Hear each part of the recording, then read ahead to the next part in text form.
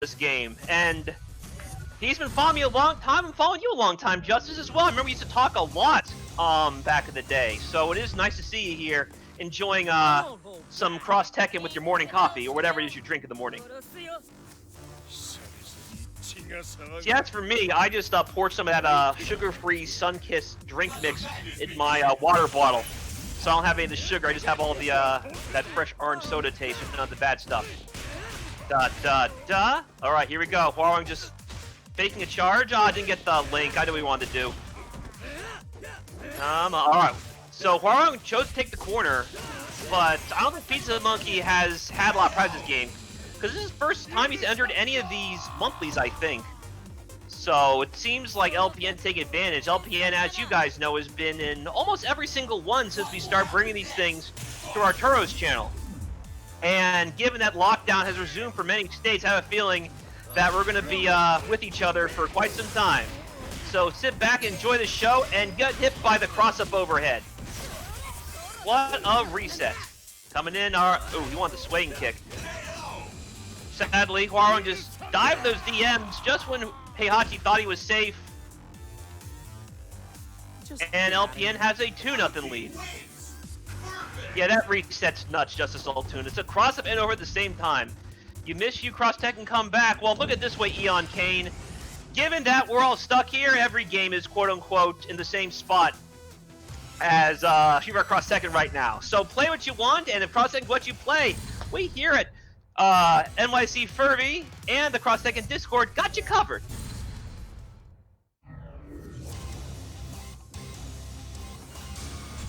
Well, I'll mention that later, Amplitude. There's some lore trivia there about Hwoarang and cliffs. Real quick, because Baek was found unconscious on the cliff when Ogre jumped him and stole his hunting hawk. Whoa, look at this. You're just whipping the forward heavy punch lariat? No worries. Here comes Hwoarang to kind of make things happen. So, when you are facing Hwoarang, it's why I don't like Hugo. Obviously, Hugo and Heihachi are traditionally anchor characters, but Heihachi has slightly better pokes to deter Hwoarang than Hugo, I think. Hugo's best poke to really bother Hwoarang would probably be Crouch Light Punch and Crouch Medium Punch. He might be able to kind of surprise him with the Crouch Medium Kick sweep, but overall, I'd rather have Heihachi and his ability to whiff punish Hwoarang's shenanigans better with things like his back light kick stomp, or to blow up some of those strings with his overhead, which has stand crush abilities, and having things like parry, and if you got meter, things like EX Infinite God Fist and EX Thunder God Fist. Just to kind of blow up that pressure more often. Sadly, it seems like the one blown up is Pizzamonkey, as LPN has taken him out like dominoes. LPN moves forward 3-0. Just get out of here. Blue team wins.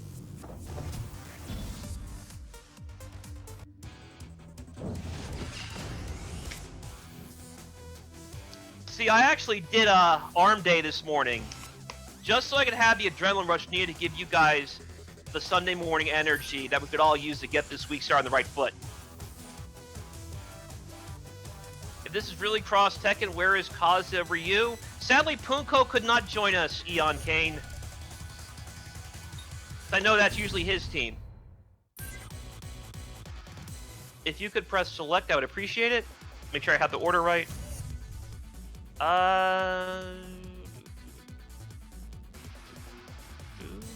Okay, 47, 46, 45, 44, 43.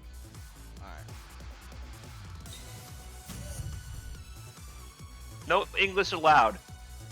Yeah, I remember translating for him after I played him in Cross Tekken Evo, and he was just like, ah. But Punko's in that zone, you know? I've seen he's been streaming again, too. Is he still on Colleen? I don't know if you're keeping track of him. Is he still on Colleen? I'm not sure, actually. I haven't been watching him, because he streams like at crazy hours, so I've been missing him. Yeah, like, sometimes I see him like as I'm waking up for work. Alright, yeah, Kupo versus... Scrubs versus you. Yeah, Scrubs versus you and Kupo. So Scrubs is from the deep heart of Texas, and Kupo is from NorCal.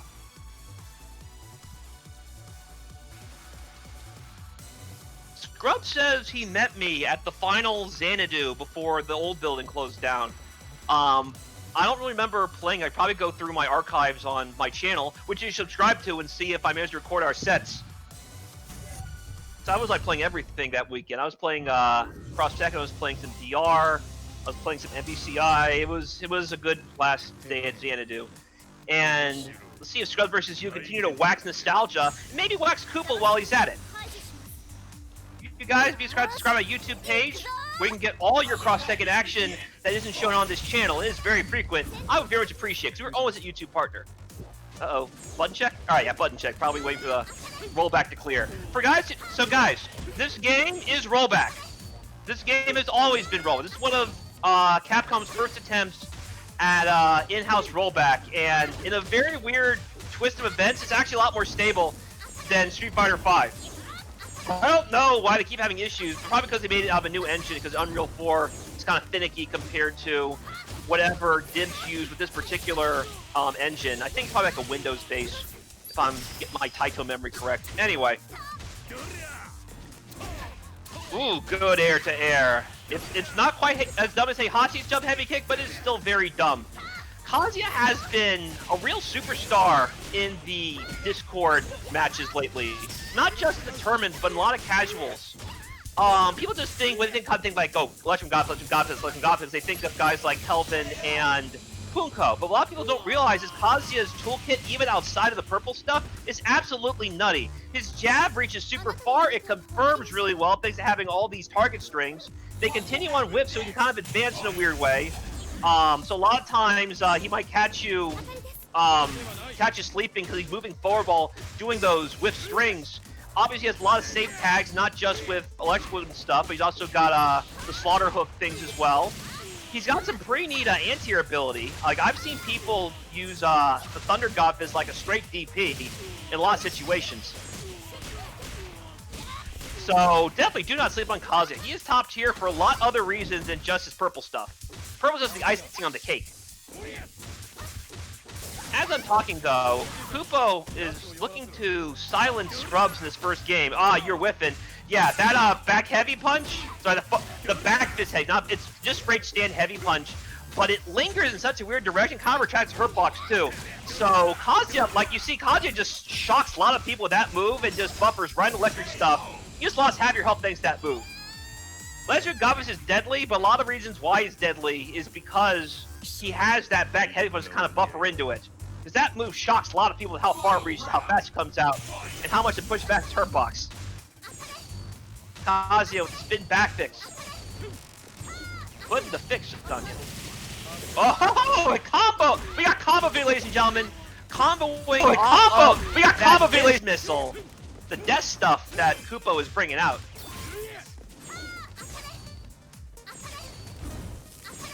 Okay, this is where Alisa has to be careful. Because, yeah, about to say, that's exactly where Jin needs to be to kind of wave dash under that stuff. The only fireball character to really stop that stuff is Sagat. He's got the low fireballs. So, being Alisa doesn't reach that low, she's got to consider this in this matchup. Good. Keep blocking, so Kazuya just be careful with the jump. Because Chainsaw Stand Heavy Punch will do some pretty nasty things to Kazuya. Misses the ender though. Uh-oh. Sandwiched. Look at this, we got Russian subs, and it is sinking to the bottom sea. Subway, eat fresh. Sandwiched right in. Uh-oh, it's tense. Yeah, you see Koopa's going, uh-oh, I better try and get Sakura back in. Oh no! That would have been a good tag cancel. Thankfully, he got it there. Here comes Sakura to try and salvage this, and she will! Yeah! Rei Hino Sakura! Sailor Mars! Putting Jin down like a flying saucer that just got shot with a turret! Kupo's up 1-0.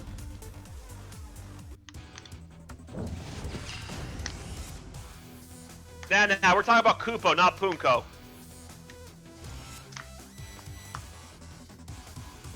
The consonants are the other way around, Carrix. Alright, next one.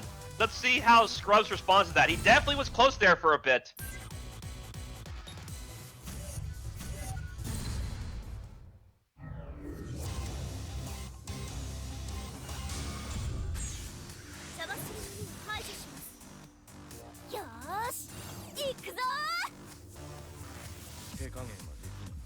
I do love that palette for Jin, though.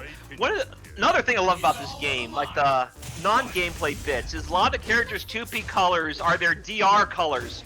Because Tekken DR had like alternate colors for every character. So a lot of the characters had the DR colors their 2P. In Jin's case, he has his Tekken 5 vanilla colors as his 2P. Since Tekken 6, he moved back to the classic red and black. In Tekken 5, he was rocking black and white, like he was NWO. Tekken 5 is NWO, and Tekken 6 onwards is Wolfpack Jin. Fortunately, Jin feels it apt to turn his back on Alisa so that Kazuya can put her in a body bag or the scrap heap, one or the other, depending what's in her last rites. Ah, yeah, watch your feet there. Something Koopa really woke me up with when I was playing him a long time ago is just how fast that crouch heavy punch is with Alisa. Watch your toes around Alisa. Otherwise, you're about to go for a ride as she's rushing it down with the buzzsaws. Killed by microtransactions. I don't know. I mean, a lot of people say that, but they've overlooked much worse. Much worse. Anyway. Doria! The purple stuff. Yeah, this is another thing I love about these Discord tournaments. All the Kazuya players in these tournaments know how to do the purple stuff. The Electric Wind Godfist. Ah, yeah. Watch your step, my friend. Kazuya has not one, not two, but three overheads, and all of them net some pretty good benefits on counter hits. Push kick, split kick number one, split kick number two. The pain is definitely in range when it's Kazuya Mishima.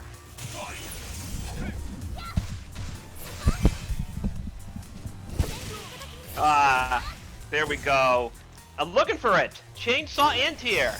Part of this complete breakfast on this lovely Sunday morning, or at this point, probably Sunday afternoon in Europe. Yeah, it's already close to the clock. It's gonna be afternoon soon. I'm still waking up like an Evanescence song. Because Kazuya was brought to life by G Corporation, and instead the trade did not work in Alyssa's favor. Kazuya is out, Jin is back in. It's not much consolation for Alisa because Jin can bring the pain just like Kazuya can. I know what he wanted. Could not get the buffer for the Kyokuken reps. I know he's talking about like the attack that Ryo has in Fusion Battle Coliseum. Stylish combos. Those cross Tekken trials. Landing on one Dark after another, and before she falls down, give her the nice big hood fix. And Scrubs fixed him up good. Now it's tied at 1. Red team wins.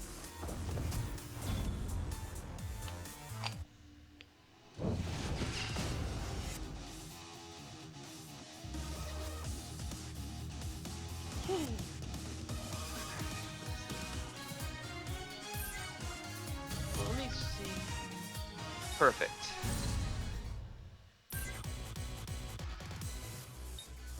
If you guys would be so kind to subscribe to my YouTube page for all your Cross Tekken needs, I would very much appreciate it.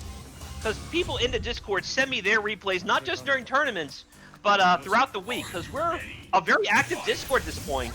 And I've been doing what we call the weekly wires for the last almost 23 weeks, and we've had sometimes more than one every week. I mean, we're going full SF Evo here. So be sure to subscribe for all your Cross Tekken needs if you want to see what it's like these days, because it is always busy and it is always competitive here in that Cross Tekken Discord. All right, Sailor Jupiter. I think I can confirm this is supposed to be Sailor Jupiter, Alisa. Kupo said later it's supposed to be the Sailor Senshi. How appropriate though, because Jin just got nuked like he was a monster of the week. Go Green Ranger! Do you have what it takes? Fight. 2v2 events, we've talked about doing them. It's just a lot of times we don't really have anyone interested in doing a whole bunch of them, but now we have so many people playing regularly, we might be able to get enough people to do a proper 2v2 tournament. This wasn't viable for a long time, but I think it's about time. Now we have enough regulars who I know are going to be hooked in for long term. We might have enough people to do at this point. It'll probably be a small tournament, more like a round robin, but we definitely got people for at least something like that.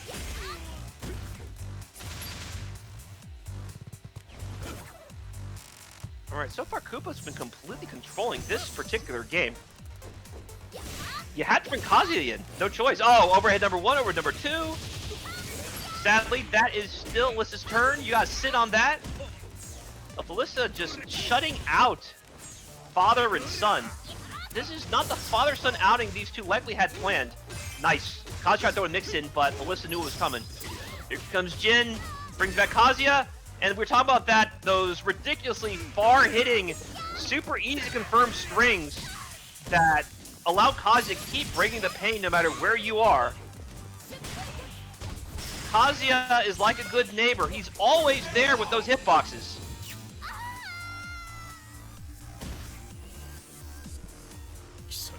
Scrubs managed to save that round just in nick of time. You can't lose here. Yeah, Alisa wants to do the ballerina stuff. That jump medium kick, that is active for way longer than you think it would be. Like, it's like Bison's cross-up on drugs. It's nutty. The good kind of drugs, the ones that you guys want to get, like, all those laws passed for, not the kind that kills you. It's like Bison's jump medium kick on the good stuff. So let me clarify. Anyway, sadly, Kazuya's been present with a little bit too much. He just got punished a big way. Oh, you got jumped in clean! Big boot right to the face. A little too far away. I don't know if that would have killed. Would have been very close. Sadly, now Sakura do it all over again because Jin has way more health than Kazuya, and Jin can whittle away pretty quick. Got the low overhead mix. Overhead did connect. Oh, good jump. Oh, I didn't get the full move, though. I know what he wanted. He probably missed the buffer there. That stinks. Ooh, good evasion. Mental alertness. And the sweep. Uh-oh. You're dead. Oh, you got out of the way! I was thinking on anti-air, but no such luck. That one did. Aha, you still missed. Where's my hurt box? Put on the milk carton. Koopa was definitely taking advantage of those weird situations, but unfortunately, the tables got turned. Scrubs is now up 2-1.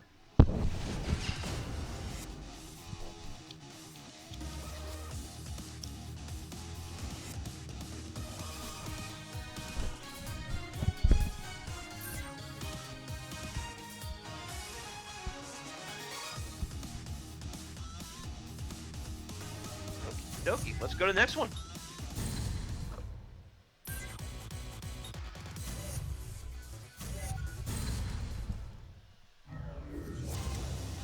By the way, be sure to donate to the Matcherino while you're watching.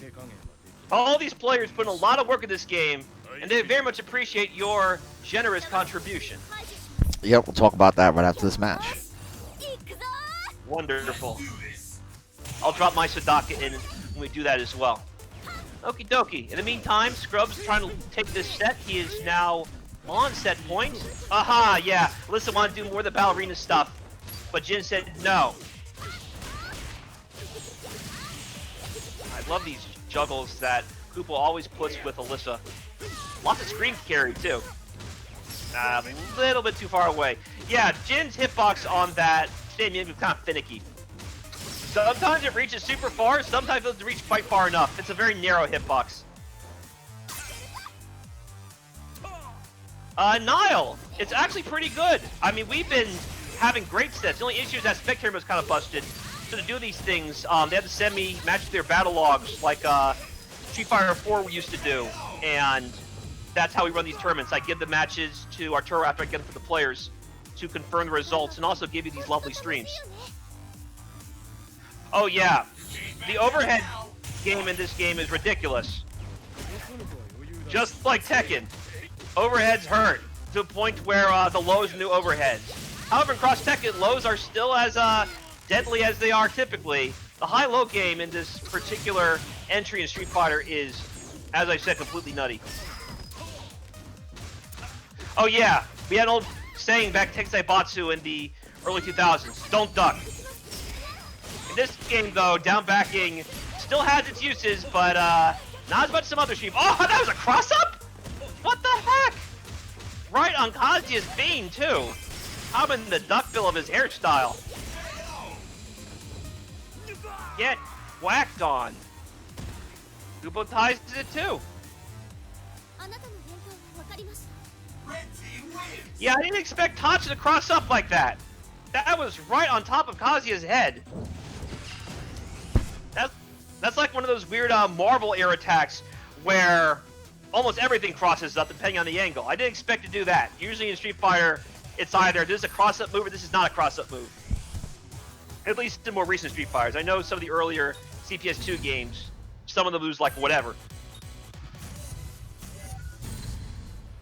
Alright, let us see who takes this. It is set point for both players, right down the wire.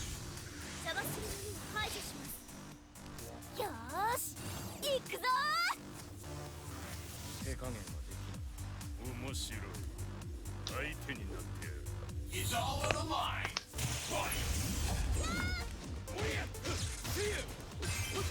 Nice. So, Scrub's realizing that if he goes, oh, you got counter hit! That was actually a really brilliant call by Scrubs. Mental alertness 2 on counter hits. Oh, he got another counter hit! Look at this. 2 counter hit situations did that to Alisa. Alright, Alisa's out. We out. Just in nick of time.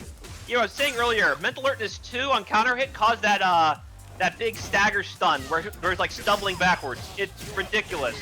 One of the best approaches in the game. There are ways to beat it, but in that situation, Scrubs just called out Kupo big time because he knew he wanted to whiff up to Alisa and try to catch him with the buzzsaws, being the animation goes even on whiff. And he made Kupo pay for it in a big way. Oh! So Kupo just dove in with the EX Satoshi. Got a throw, but not much else. Sakura tried surfing over another dark hole. Instead, what was waiting for her was mental alertness 3. She is so lucky that Jin didn't do the full follow-up off of that. Well, I always saw them as Dormammu projectiles, Justice, but Virgil does have them too. Probably because when I first saw them, Ultimate Marvel was just about to come out. So I was probably thinking Dormammu first because he was in vanilla and Virgil wasn't. Anyway. Didn't get the purple stuff that time. He still got the corner though. Keeping that turn going. Oh, you got stumbled again! Kupo, watch if you're pressing! You got caught whiffing and now you're about to be put to sleep. The kids will be crying that their wonderful dog Alisa's been put to sleep. Say a prayer on this holy night as the unholy ruler G Corporation and the fallen one of Mishima Zaibatsu continue their joint monarchy as Scrubs moves forward 3-2. Alright guys, so real quick, if you guys were enjoying this event, make sure to check out the match arena for the players. This is a free tournament and we'll be able to raise some funds using the free coupon codes and free ways to donate for your support. I'll show you guys how right now. Check out that match arena link. Use the promo code Psychoblue10. Let me make sure that link works. Yes, it does. Use the promo code Psychoblue10. You'll donate 50 cents to the prize pool completely free. Check out the special sponsor quest. You want to donate more free as well. Check out the marketplace. You want an item. We have sponsor quest today from Red Bull Energy. Thank you so much, Red Bull Energy, for all of those various sponsor quests on Match Arena. You can donate another 70 cents. The grayed out areas for our international viewers right there. The Twitter quests also help. We have No Skills, Ed Roppel, NY Caliber, Trace Complete. These are all people you should be following anyway, since these are all FGC homies. Also check out the YouTube channel. You can actually donate if you subscribe to some of these YouTube channels as well, such as Equinox Gaming and Trace Complete.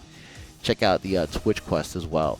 And big ups to the people who have donated so far already. There is only 3 of you, but we are at 170 people. So let's try to change that, guys. Take a second of your time to do that. In the meantime, if you don't know how to donate to the match arena, I will show you this video explaining exactly how. So I'll be right back. You can visit the Match Arena page for our event and contribute in many different ways. 1. Free coupon.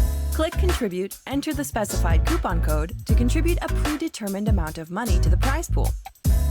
2. Free sponsor quests. On the right side of the screen are various actions supported by sponsors, including retweets, Twitter follows, surveys, among other things. Click into these boxes to complete the action and add the attached prize contribution to the pool free of charge. 3. Marketplace. Products are available in our marketplace, which also contribute to the fundraising pool. Be sure to check out the variety of apparel and collectibles, as well as other unique items. 4. Donate. Clicking on the Contribute button, you're able to add funds to your Match Arena wallet and then directly contribute them to the fundraiser page. Thanks for supporting your event with Match Arena. Alright guys, so you know what it is, and now you know all the free options to donate. Alright, so we'll get right back in there.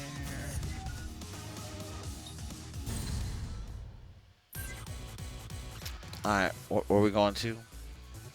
We are going to, if you could scroll up to like 38 real quick. Alright, pause, press select. Alright, this one I might have to actually, I'm making sure I have it right. 1 second. Yeah, these are out of order. Just a moment.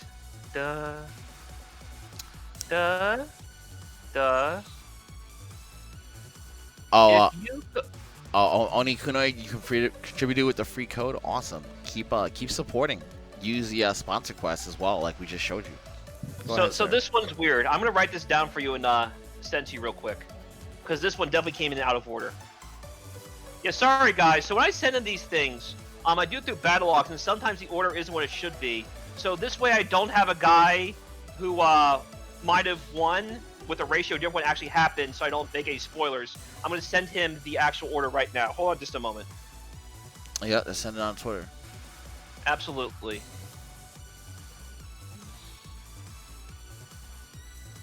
Yeah, this is like... I'm sorry, I'm just looking, I was like, yeah, this is nowhere close. Let me get absolutely sure.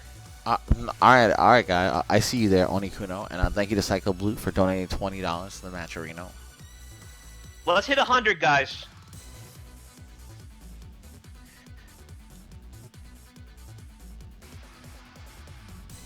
Alright, this should be the only one that's like that ridiculously out of order, I'm pretty sure. I threw in another 20 myself as well. So now we're at 43. So we see the stream to get us to the last 60 basically. 57. While you're watching, be sure to subscribe to my YouTube page for all your cross Tekken needs. I am almost at YouTube partner. If you guys can help me make that final push, I need about 45 more subscribers. I would very much appreciate it.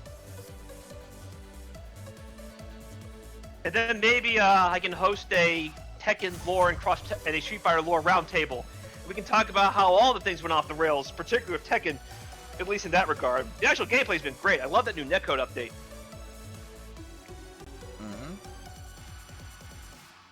Alright, let's get started. We got Awwjayzin on the left, and our good old friend from Arizona, FantomStriker on the right, and I do have my Tommy Chambers jersey on. So let's see who gets posterized in this particular set. Awwjayzin has been rapidly improving. So, the fact is with Balrog, you know he's going to have the underdog factor. Balrog has been at the bottom of the tier list for a long time, but I've been maining him as like my secondary since 2017. And so I'm very aware of his limitations, also what he's good at. The thing with Balrog, don't get fancy with him more than you have to. When it comes to just boosting, he's got some of that Bison factor, just be able to just throw boost out whenever, especially if they're spaced correctly. But if you can get his combos on him, he's pretty fun. It just takes more effort than what you'd hope for. In my opinion, a big reason why Balrog suffers right now is because meter builds much slower than this game Street Fighter 4. If he could maybe build meter faster so he can armor do more stuff at a quicker pace, it'd be different. Either way, Balrog's out, here comes Abel. As a point character though, Balrog can boost the best of them. His pokes reach a long way. And he has 3-frame normal too. So he might be able to beat you in Pokémon Wars sometimes, you're not expecting it. Yeah, he wants the hard one. That is such an angle-specific juggle, but once you get the hang of it, it is so rewarding. It's ugly as sin, though. Like, I'm trying to get, like, more off of it, but to no avail. Yeah. That is something I've definitely conditioned Striker for, because I've played Balrog a lot lately. And sadly, against things like that big windmill, if Balrog tries dashing, he's gonna get sucked in and just have his face cut off like like Kenshi's fatality in Mortal Kombat X, where he pushed them through the blender with his sword floating through the air. Nah, he's too far away. I know what he wanted, though. Thankfully, he managed to poke his way to victory. Yeah, Striker, I played him with Balrog a few weeks ago, so I'm curious to see what he remembers this particular matchup.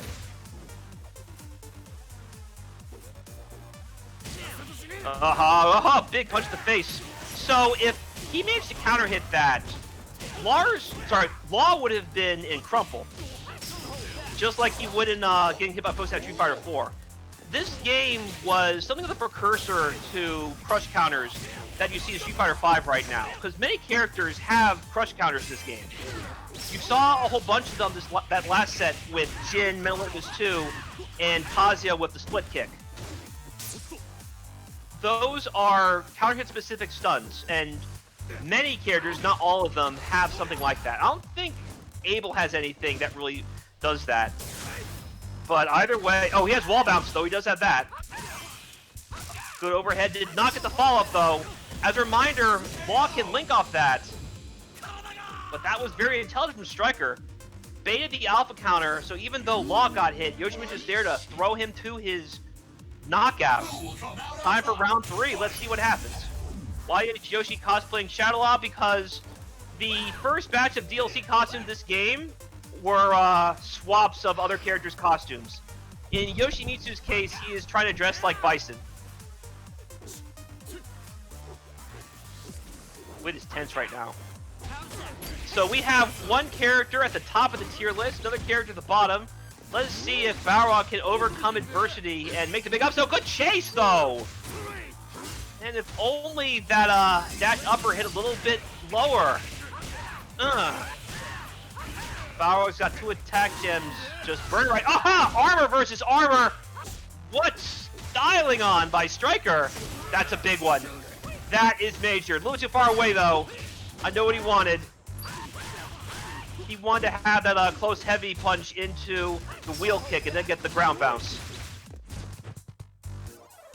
This Abel, crouching Frenchman, hidden shoulder tackle. Is it coming? Got him! Did not get the follow-up, though. Striker trying to catch him like he did Balrog when he dashed in. But if he is not careful, he'll be going for a ride. Good! Good jump back! But didn't combo, though. That is weird. Something must have happened that exchange to make him fall out of stun that way. But it makes no difference. Striker's now up 1-0. Open your soul to the battle. Red team wins.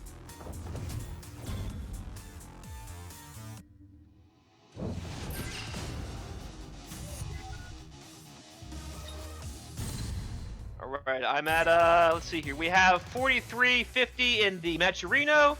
I have 9.57 in the YouTube subscription. We're trying to get to 1,001 and 100 minimum the other. Let's see what hits first. Either way, I'd appreciate anything you guys contribute. You guys aren't pressed to do anything. But the fact you guys do so to boost your own heart and in support of the players who play this lovely game, I very much appreciate. I'm sure they do as well. Please continue. Okie dokie, let's see, how is Rog? I'm trying to think this matchup, because obviously Law is in the top tier and Balrog not so much. Something Balrog could do is try sneaking in crouch medium kick and sweep. Balrog's sweeps are pretty good. His reversal game's not that great. The headbutt's kind of easy to react to. So be careful here. If he tries going too heavy, good meaty though, that's a good way to do it. That's what I want to say. I would suggest that as well. Use the meat properties of his mediums to kind of surprise people. Blo's heavy punch is shockingly meaty as well. And if he hits it like perfectly meaty, he's got some pretty nasty links off of it. How deep is the tournament? This is the third set of the tournament. This is still winner's bracket round 1, so you just got here. Good to see you. So good job. So Striker knows that when he sees Abel trying to store a charge that way, Law can close the gap very quickly. So Abel has to be very careful when he does that. Roll out of the way. We out. Regular throw. Coming in. Nice. Caught him as he was trying to get away. He got it. All right, here we go. Yeah, he's saying we're out. We out. He's run away. Keep. Oh, you got blown up. Is enough though. Man, dire situation, but unfortunately too little, too late. What will happen next? Good stuff from Rog hanging in there. There you go. That time to headbutt anti-aired as it should have. And Scissors Cross Tekken, he gets full juggles off that situation. So if he can get his spacing right and catch him at just the right spot, that's going to be like a third of Law's health gone with no meter needed. Nutty. Nice. Tried to use the armor dash punch to catch Law sleeping, but sadly Law held his ground. Jason going ballistic right now. Be careful jumping though, because as we've said many times the last few months, jumping on Law is banned if that Law has his flip kick game on point. Tom with that sneaky crouch medium kick. Here comes Yoshi, waiting his turn, and this is probably... Oh no! Not enough juggle points! Abel managed to tag in just the right time. Get careful. Oh no, he missed it! No worries. Combo throw. Here comes Abel once again. He probably could have... Nah, he didn't too late. I just realized if it would have worked, he would have broke that throw. Alright, here we go. Unfortunately, Striker to hang on to his meter. Here comes Yoshimitsu. He's had pretty much finished all on his own. Really have much help to play with. Nice. Little by little, we got 20 seconds left. Tried to catch him with the crouch heavy punch, but Yoshimitsu teleported away. Still, alright. That is definitely Jason's now. If he can manage... No, maybe not, actually. Oh, no! Too early! There we go! Oh! No! I don't know if I'm gonna chip down or not if he just down back. But, ooh! Right at the buzzer! He caught him at the very end of that hitbox of Yoshimitsu's DP. I forget what it's called. I know it's a Tekken 6 move. It's the 1 in his back 2-1 in that game. But, woo!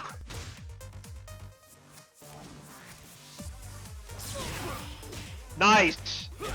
And in Cross Tekken, EX dash upper combos. If we get that link down, probably with something like stand light kick, he could just boost right back into Abel. Balrog doesn't have a lot of good stuff, but when it hits, it definitely looks good, and it feels good too. He has some satisfying feeling combos. He didn't want to risk it that time. He didn't want to go into the tornado. Armor throw, there you go. So yeah, Awwjayzin is just shocking FantomStriker right now. Woo, what a link.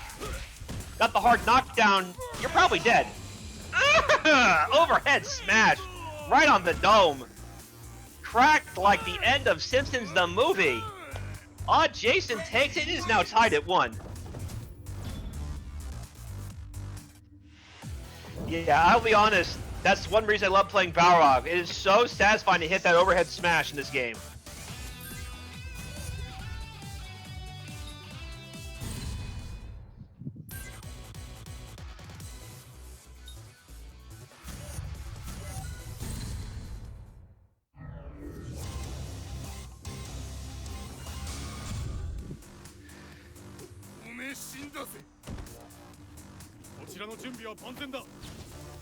I'm ready. Fight! Man, I'm so hyped to see Balrog in these tournaments now. Because usually, like before I kind of stepped away for some commentary, I would always try to throw Balrog in just so we'd have some variety, other than like usually like Heihachi stuff. Aha! Nice. But yeah, now Balrog is getting his own dedicated player base again, and that's good. Because I'm really happy to see more Balrog, even though, yeah, he's got his problems. In this game, bottom tier just means you have the least amount of nonsense, more so the fact you're lacking, like, quality of life stuff. The one thing I would give Balrog more of is more juggle points or shorter charge times. That way, because juggle points are on kind of weird. Yeah, Jason, the reason why we have it like this is if we showed the order that I sent them in, we send the order that we sent them in normally, we would probably have the actual results in a weird situation where we give it away early. So I just did it in a way where we know the result will at least be what it should be rather than give it away, if that makes any sense. Anyway, we have Law and King. Yoshimitsu has been retired. Oh, Shining Wizard! Number 1. Oh, he wanted that meaty stand, medium punch, but to no avail. Bauer is having none of it. Anyway, there we go. We talked about earlier the spacing. Awwjayzin daily played enough Balrog where he knows what I'm talking about. So right now, I don't really have much to complain about. He's doing exactly what he should be doing in this particular situation. Unfortunately, the dash smash isn't really that good this game. Like, it's shockingly negative, to be honest. Your best bet if you want to dash in for advantage and you don't want them ducking would probably be the medium punch version of the dash straight. Just because I think it's like -3-ish. There are characters that can punish it for sure, but not too many situations where they can do it easily. Well, King is not that good in this game. Yeah, he's not as warped as Balrog, but King has to fight hard to do King stuff. I won't say he's bad. Again, there's no thing as a bad character in this game. The worst characters in this game are just characters that don't have the nonsense the top tier has. It's more the fact that top tier is just too good, more so than the fact that characters at the bottom are just that bad. It's not like we got like rolls and serve bots here and Street Fighter Cross Tekken. Despite this game having 50 characters, it's actually a pretty deep game. You see good King players. Yeah, I'm not saying that there are no things good King players. I'm just saying that King is not going to be like a decision maker to the extent that Law and Kazuya and Jin are. He's good, but he's not like top tier ridiculous. Also, King is not really Striker's main anchor character. Usually he's known for his Law Hugo. He hasn't played more King though, but either way. Right now, it is tense. You know Striker's looking for him to dash. He wants to say, it's time to neutral jump, and I'll just punish you when you miss me. Got him! Okay, oh no! I know what he wanted! He wanted to play Balrog pinball with him, but he missed the charge. I know what he wanted. He wanted to do the counter hit, and then he would do turn punch number 1, turn punch number 2, and then dash upper and then straight. You could also do after the 2 turn punches, jump heavy punch and then light straight before they landed, but alas.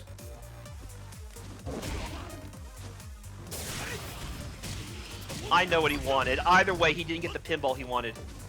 How many players entered? I think we had 8 on the dot because 2 people had to back out due to stuff coming up. How you doing, Simba? You gonna join us next time, right?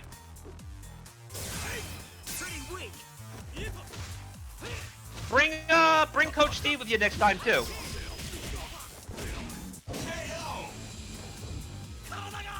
All right. As for talking, Striker has moved it to 2-1. Red team wins.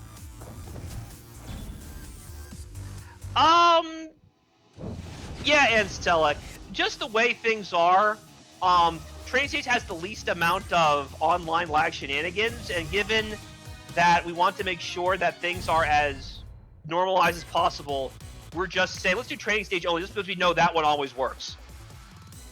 sometimes, like the battlefield stage isn't that bad, but the two laggiest I know of are the smelting plant and the hovercraft stage.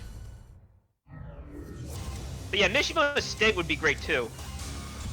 If it's that boring aesthetically, we could always lift the ban at least for the pair play. That way I'll suffer equally. We'll see though. If you guys want a pair play turn for next time though, give me a heck yeah. Because we have been talking about doing something like that. How's that? Alright. So right now, Jason decided to switch colors. Ooh, what a late! Good stuff, Striker. I didn't get the follow-up, though. He probably buffered the Junker a little bit too fast. It's rough. Alright, so I know what he wants. Jason's thinking maybe he'll try force way up the Junkyard. I can catch him with a neutral jump. Sadly, Striker was not having it. Striker knows better than just go in with the Junkyards with reckless abandon. While Junkyard combo does lunge Law very far and is pretty active, he can't do anything about it whips in that situation. So Jason is making a very wise choice by adapting, by going with neutral jumps and seeing if Law force way with Junkyard and then catching the way down. Big jump heavy kick right on the noggin. Got him. I love that combo. It's so cool.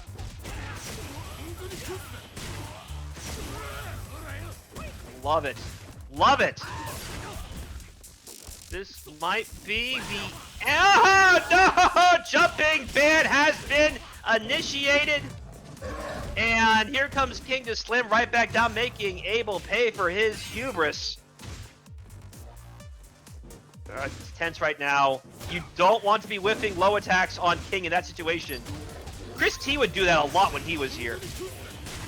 And he definitely alerted a lot of other King players that's what you have to do in that situation. Because people weren't really doing that for a long time. So good stuff, Chris T, for making people aware and reminding people that while King does have his issues, he does have situations that he excels at, and that's definitely one of them. Making people whiff their low attacks by using that far heavy kick, which goes over them. Watch what you poke with against King. So far, this has been pretty much Jason's game, though. If he can get out of the situation... Oh, yeah, watch your step, my friend. Sneak away. Striker tried to get fancy, but Jason waited his turn, and a big punish later. We are down to the last round of this game. You can't lose here.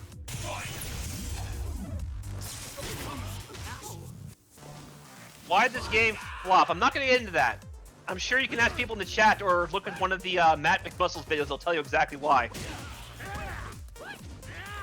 Anyway. So far, this... Oh, got him! That time the jump ban was evaded. Ah, no. That's unfortunate. Just jumped right in. Thankfully, Balrog has two attack gems burning. Shining Wizard! Not gonna hurt much, though. Too much cushion. Armor versus invincibility.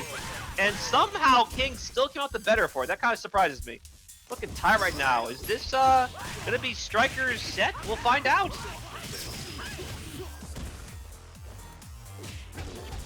Does Seth Wall still play? He does not. He's welcome to join though if he wants. Tell him about it. Alrighty, here we go. Oh, he corner combos? No. I know what he wanted though. He just didn't expect that one to really hit that way. He needs to hit the first one of that close heavy punch to really get the ender he wants. Yeah, I guess not corner combo though. King tried to get away though, but called out heavily. Look at that. King said we out, and Abel said no, you're in, and you're down for the count. Heavy read. Look at that. Awwjayzin proofreading his thesis with that read. It is now tied at 2. This is going to be the...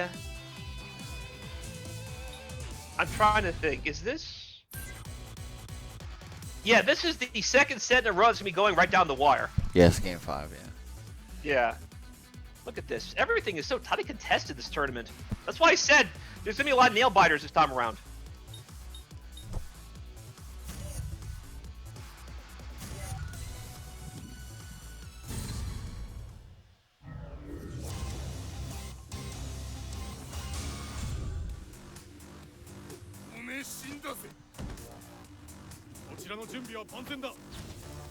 I'm ready. Fight! By the way, guys, if you like what you see, again, this is only our third set tournament, and we're already got 2 nail biters. Please, donate to Matcherino. Aha! There we go! Turnabout is fair play. Balrog was thinking last game, I'm going to try and do that when Law tries going in, but this time Striker said, no, I'm going to do it, you're going in. And now we have Striker's first and best option, Law and Hugo. I've seen you guys pop off big with Striker's Hugo, and now you get to see it here in prime Sunday morning, the best time slot for fighting game action here on NYCFurby.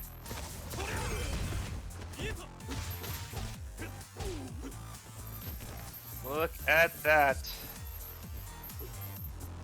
It's tense right now. Hugo's got to be really careful because once more Abel just dashes in full armored.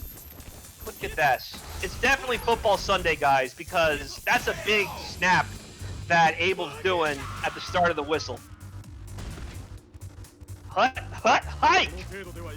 He took that big tackle down. The irresistible force met the not-so-movable object, and that object just went wall bouncing like someone 500 pounds lighter. And he could have actually gotten a link off that too. I don't go for that much just because people can duck it easily. That's because Striker likes to, again, he feels like, you see, the moment he saw Balrog kind of ducked out like that, he kind of preemptively did the neutral jump, expecting a dash to come in. You see, he knows it. He's thinking, it's coming. I was going to wait my turn. But now what Jason's doing is he's charging it and then seeing what happens and then do something. Because he probably won't be able to neutral jump again if he lets it rip just as Law lands. Oh, YOLO, Shaolin kicks, and here comes Hugo. And Jason's only 1 round away from take. Oh, that's big! Make it hurt. Didn't get the, again, the juggle link though. I guess I have to figure out what the juggle is in the corner. Because definitely not the same as his mid-screen.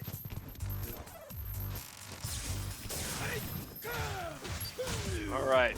There's definitely a lot of YOLO charges going on with Awwjayzin right now, but so far he's been hitting most of them. We saw earlier that the neutral jumps weren't really working out the way that Jason would have liked because Striker had his number by neutral jumping over those dashes, but this time, nah. Oh, we're out of time! That is so smart!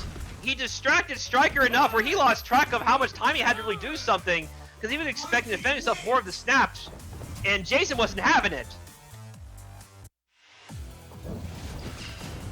Just like in football here on Sunday, it's not it's what happens when the buzzer sounds, you know? The fourth quarter ends, you ran out of time to score your touchdowns and your field goals and your extra points and your safeties, and now you gotta hold that L. Awwjayzin moves forward, and Striker, one of our regulars who not too long ago got grand finals actually, or at least the grand finals or top 3. He got top 3 at least, and now he's already gotta go through losers bracket. What a tight tournament so far here on NYCFurby with Pandora's Mayhem. Alright, cool. Let me know what I'm going to next, brother. Let me take a look. Could you go up to 33, please? And then press select. It's going to be 37, 35 all the way through.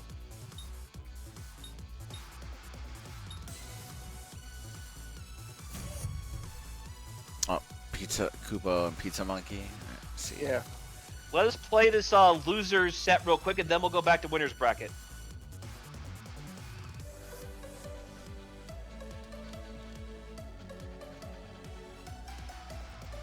Alright, cool. Alright, stream, but before we get to the next match, you know, make sure to check out the Matcherino. Make sure you subscribe to Psychoblue's channel as well. That link he's pasting, click it. It's not a spam link. Click it and subscribe to his YouTube channel. He's trying to get to 1,000 subs. And no, let's see where we're at in this crowdfund real quick. Right now, we are at $47.55. If you want to help us, you can sign in. You can click the move out link, use the promo code Psychoblue10. You'll donate 50 cents for free. Check out the marketplace if you want an item. Check out the sponsor quests. These are all free from Red Bull Energy. That's a cool, like, 50, 60 cents to the prize pool. We got Twitter quests, YouTube quests, Twitch quests, and big ups to the top 5 donors. Myself, Psychoblue, Corey, Ragnarok, and Oni Kuno. Don't be shy, guys. Use those codes. Use them or lose them. Everything's going to the players. Appreciate everybody that took the time to use any of the codes or the sponsor quests. Shoutouts to Red Bull for all of the FGC support they have given us the last few years, for real. Yeah, for sure. I've mentioned this before. I remember we talked about it when I was playing a few that one weekend at EVO. Red Bull actually interviewed me after I was in Snake Eyes' video, and I later used that interview to net me a full-time position as a clinical supervisor a few months later. It's amazing. So Red Bull's not just responsible for promoting the esports side of things. They're responsible for like non-gaming stuff and promoting people's careers, even if it's not really directly related to the situation at hand. So Red Bull is something that can definitely give you the wings that you need to get through life. So shoutouts to Red Bull for continuing to inspire and motivate communities of all types, to be honest. Yep, absolutely. All right, cool. I'm gonna go play this first match. Wonderful. Hoopo and Pizzamonkey. You know, I had pizza this morning for breakfast. I just swallowed the thing whole like Kirby so I could have the energy to work out and give you guys all the adrenaline I need to get through this wonderful Sunday morning. Those in the West Coast, stretch your arms, give out a nice big yawn, and get your adrenaline up. It's morning, wake up. It is time for Street Fighter Cross Tekken Pandora's Mayhem. It's time for the first game of Losers Bracket, Hoopo and Pizzamonkey. It is really not often we see Hoopo and Losers this quickly. I can't remember the last time Hoopo was put here like this early in the tournament. Alright, Pizzamonkey still trying to find his bearings.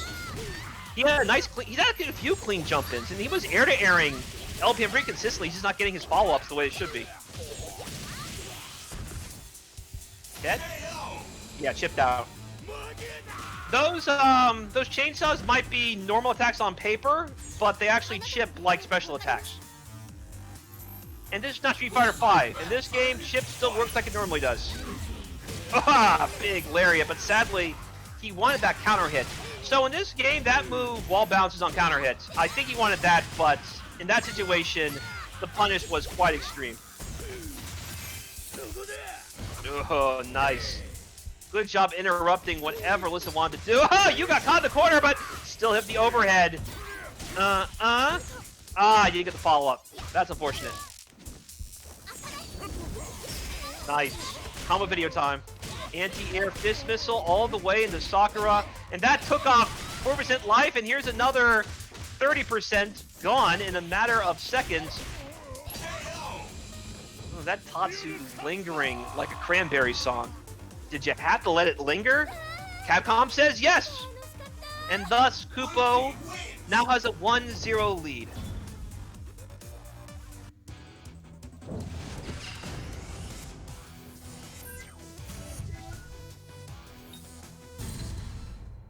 Well, to be fair, Demon, that's not the problem. You saw how quickly these rounds end. People keep saying, like, the timer and stuff. I don't think it's so much the timer as much the fact that a lot of people aren't doing enough to really control their pacing. Because to be fair, the top tier, they're top tier because they control the clock so well. That's why if you made the top tier a little less dumb and not have, like, their turn all the time, like, give them some safe enders, but it's not their turn anymore. That's what I mean. That's why there's so many time overs, because a lot of the characters at the top tier can just eat the timer so well. because they just keep their turn forever. If you change some of the characters, the top tier that keep their turns for too long of a time, time doesn't become a factor anymore. Especially after this 2013 patch that made things more explosive by, for example, having regular throws kill red health and stuff like that. So think of it that way. It is not the game timer that's the problem. It's the top tier who keeps their turn for too long. I thought long and hard about that, arguing with Javits over it a few weeks ago.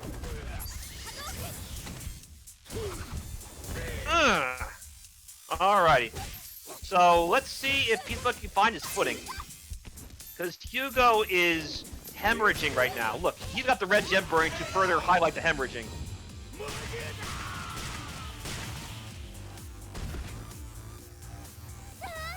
Anyway, the timer is not the problem. It's the top tiers who are top tier because they keep their turn forever. That's the problem. If you kind of like push the top tier down a little bit, oh, look at that. He was just going in like, yeah, here we go. Sadly, Alisa was like, ah, whatever, I'll just block.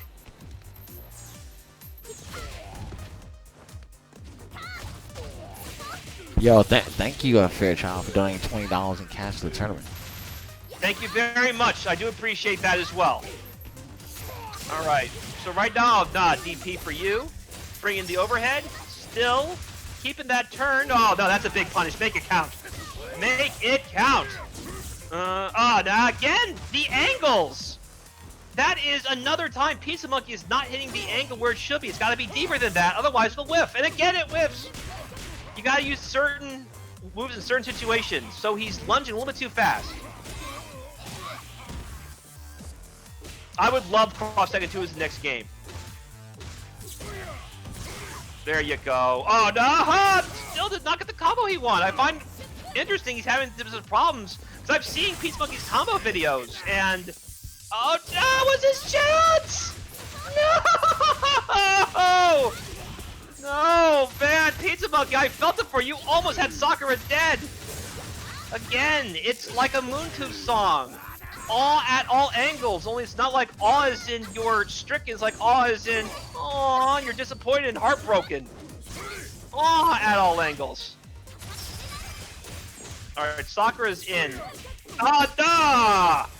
Again, surfed over like a tide, and Kupo steals around after all kinds of angle-driven mishaps.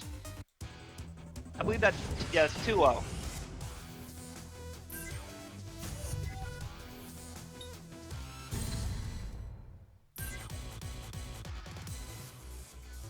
What's going up, right?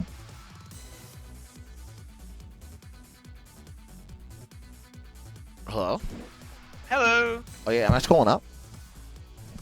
Right now it's Kupo 2-0. Yeah, do you want to go 35? Okay, cool. So I'm still a little bit tired. Like, if you guys watched my stream yesterday, we're doing mad Guilty Gear, and I was paying people out for like hours after that. You guys had like 100. You guys like 120 or something, right? Oh, entrance 137, yeah. But like we did 25 versus 25. Yeah, which was crazy. Yeah. Raised $1,700. Who was the highest rated Potemkin? Oh, I think it was Fu. Nice. Oh yeah, let me switch this. Okie dokie. So let's see if Kupo has taken a breath, because that almost fell away from him. Good DP. So that DP is not all the way invincible. You can definitely disrespect it. The way to beat that DP, I do believe, is to throw Alisa on Wake Up. So if you would just walk into regular throw, Alisa tried that regular DP, you would just destroy it. Alright, I think Kupo smells blood. And says it's breakfast time here in the shark-infested waters. Kupo is now on set point.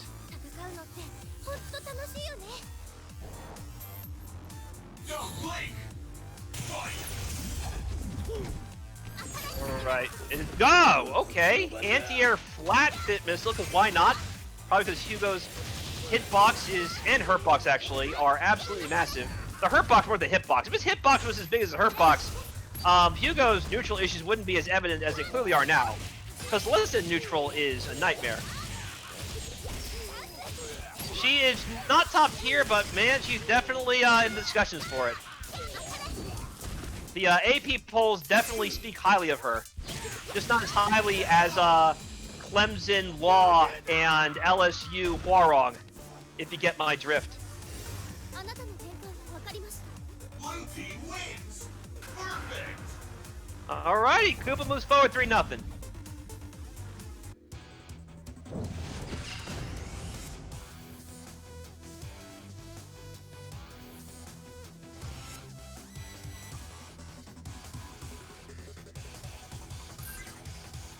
Okie dokie, let us see what is next.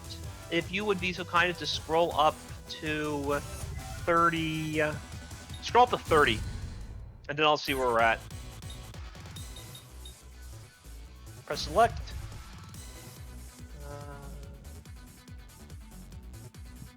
Hold on just a moment, make sure the score's right. I might have sent that out of order. I'm trying to figure out why. It's all good, brother. I'm sorry, I'm looking at it, I was like, that doesn't make any sense. Could you... Don't play it. Look at 32 real quick. Yeah, don't play it. Alright, go back. Sorry about that. So that is... Yeah, we're ahead of ourselves. Go up to 26, and then we'll go back down to that one.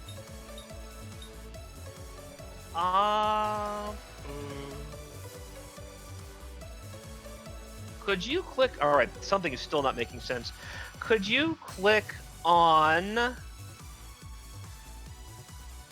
I'm looking, hold on. Okay, that makes more sense. I got it now. It's going to be... I'm doing the math. Sorry. It's okay. Don't worry. Take your time. All right, I got it. It's 31 to 27.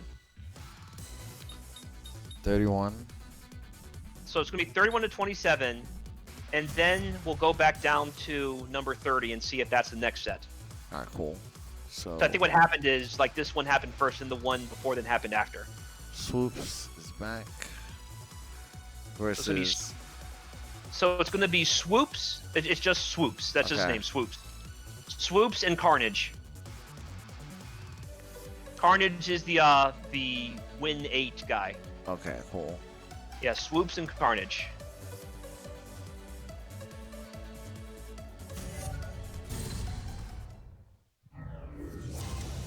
Once more, guys, if you'd be so kind as subscribe to my YouTube page, where you can track of all the cross-second Discord action here on these deadly internets. I would appreciate it. I'm almost a partner, and I would like to kind of hit that 1,000 subscriber mark. I've already hit the view mark like long ago.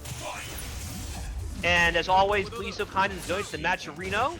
As we get started for our next set, it's going to be a Swoops from Arizona and Carnage from NorCal. As you guys know, Carnage has been ruling top 3 for quite some time now. So let us see what happens now he's facing someone who was a pretty nasty contender back when Arizona had those Rambats this game. What a punish!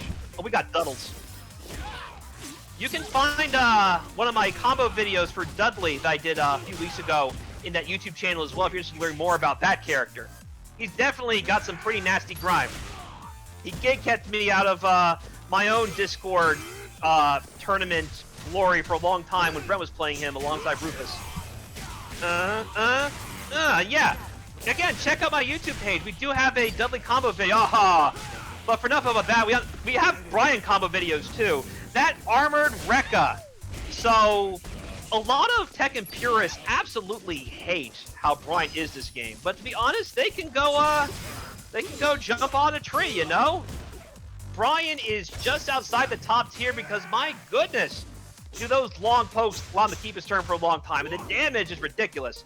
It does look nutty at first. Once you learn Bryan's combos, it piles up pretty gosh darn fast. Mid kick rush is nutty, armored Rekkas is nutty, light fisherman punch is nutty as an anti-air. It's just one thing after another with him.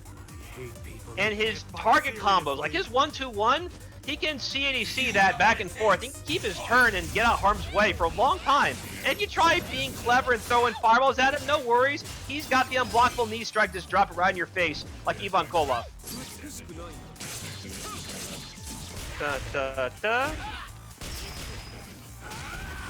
Look at this. I love these combos. Carnage is definitely a more polished Bryan than I am, so I'm definitely learning a lot watching Carnage do stuff with Mr. Fury. You cannot run, you cannot hide or fly away or escape from yesterday when you've unleashed the Fury, just like Yingwei Mom's team said. Meantime, here comes Vega, another nut in his own right. Look at this. The Asylum is open with Carnage's team.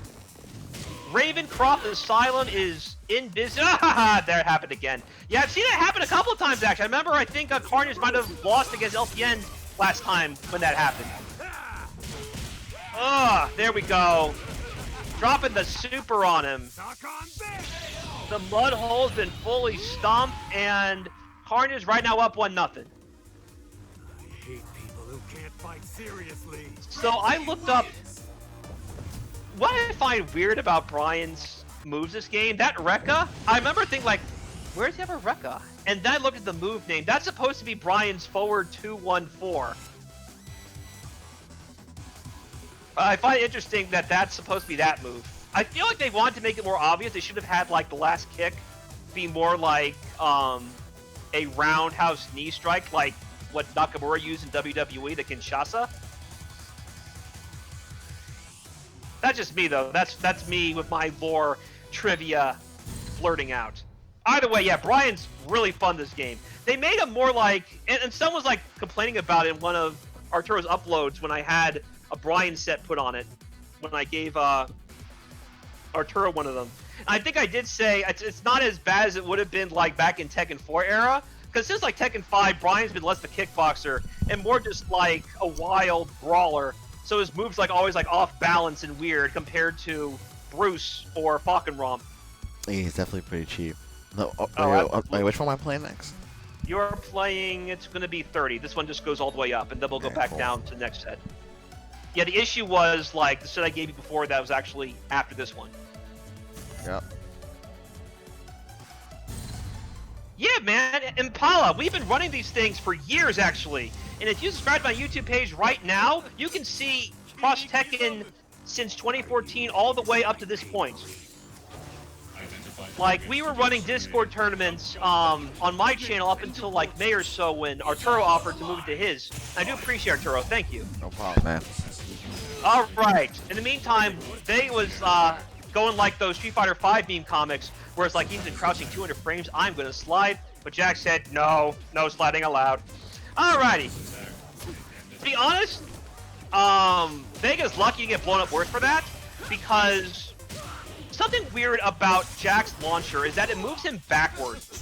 So a lot of times, if he tries doing like normal boost confirms other characters would with similar long pokes, it's just going to whiff and then he's going to get hurt, especially against Vega, who can actually convert with much more consistency than Jack can in that particular situation. I did find it funny though that Swoops just charged a raw short swing blow and it hit. You actually get corner combos off that as well.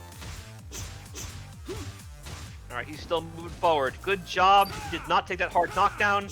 Yeah, you don't want to get overhead by Dudley in this game. His overhead, it's already been super fast in other games, but this game is super fast and it combos, like, in full. And when I mean in full, I mean, like, he just does it and he is still, have time to confirm it. It's crazy. It's a good thing that Dudley was put down before that could happen, right?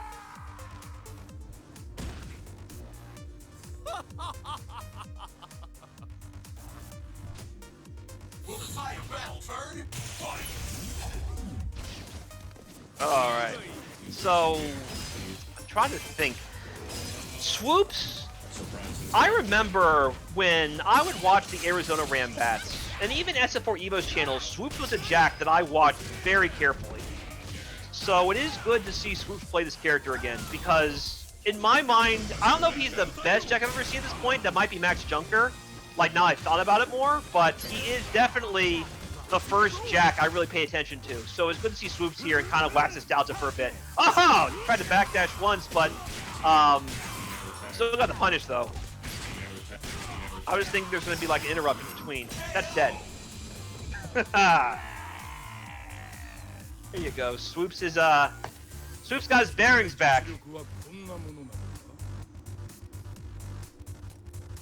Final round. British and the butt. The British are coming. The British are coming. We got Big Guy and Rusty right here. What is this color? I'm going to ask Swoops later who this Jack color is supposed to be. Jack was thinking DP, but Vega just waited his turn. Here comes Bryan.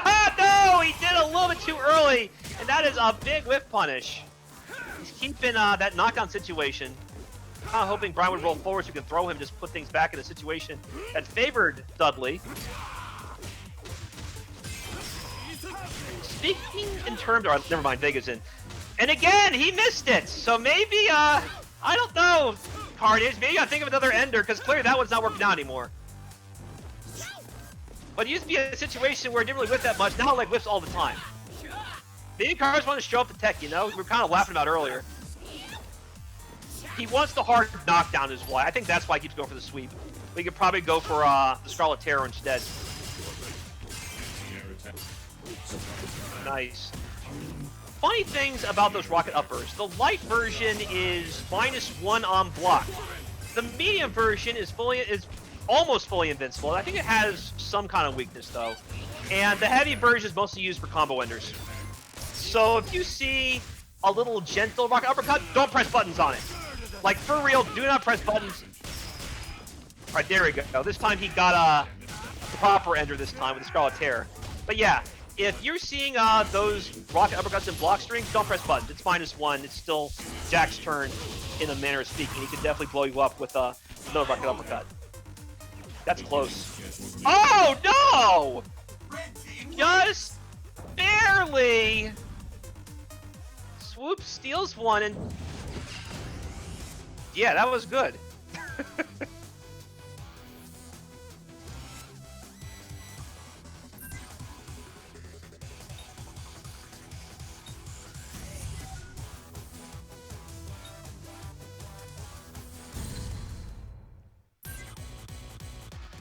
Okie dokie. It's going to be... By the way, it should be tied at 1 at this point.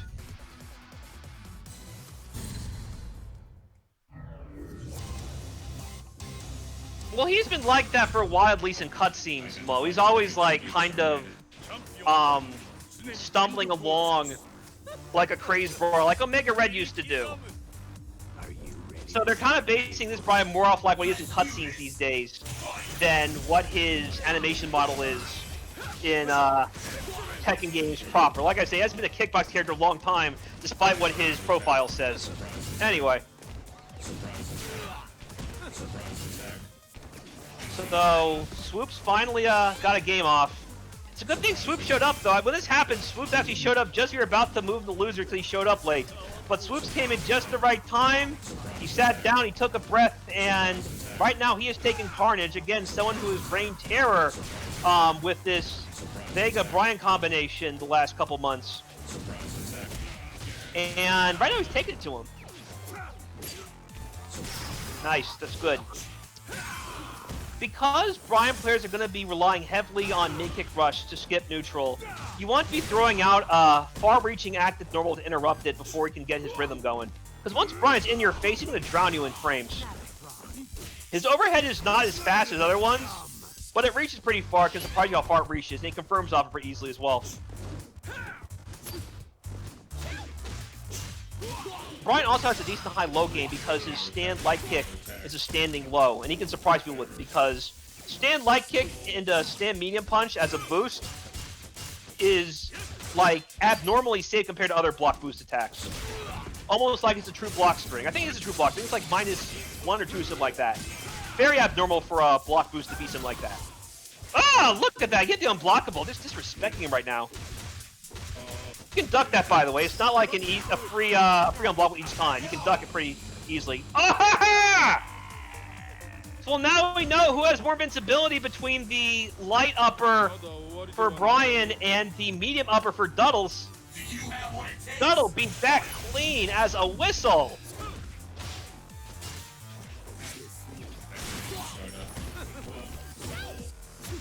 Oh, look at this. Pestering with that crouch medium kick. So yeah. Rogue Vegas love to poke with the claw. Woke Vegas love to poke with the kicks. Stand light kick like dominated that last game of CEO last year with Spicy Steve playing Vega. And Carnage knows the deal as well. Be sure to use a lot of stand light kick and crouch medium kick to keep people at bay. Especially if you have the claw, because they can easily confirm crouch medium kick to crouch medium punch, and then he can just do whatever he wants. Get a charge attack, get a boost depending on the situation. It's good. There we go. That's the Bryan I like to see. Send them a million miles away with those big mock breakers, and then wait for them to get sloppy and then get thrown. Now you're in the corner, does not get the confirm off of that move. Usually Bryan will do that and then get, usually get the 1-2-1 as a link, but he missed it both times, sadly.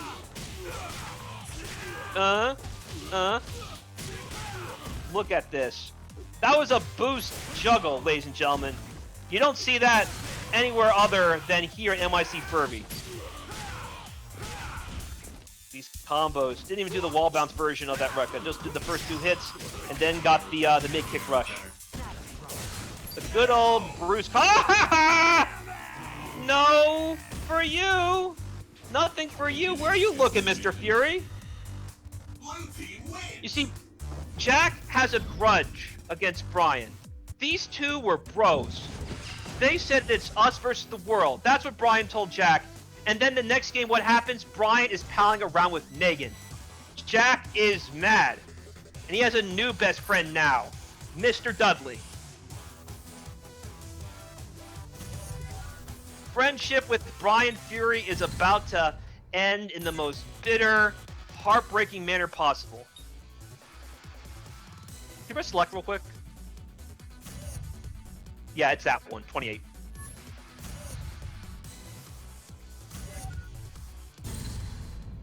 I have a new best friend now. His name is Dudley. Identify targets to be exterminated.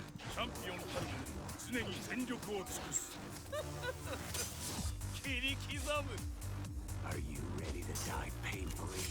It's all in the mind. Fight. There you go. Like I said, the medium punch version is a true DP for Jack's rocket uppercuts. Good old forward 2 in Tekken. It's just DP punch here in Cross Tekken. Woo, nice. He probably couldn't convert off that too, now I think about it. So I think I did a combo video, like when I did the Dudley combo video, I definitely considered that situation. Dudley I should say, apart from his DPs, Dudley's stand medium kick has a ridiculously high hitbox. So Dudley counter hit stand medium kick on jumping opponents can net him full follow-ups as well.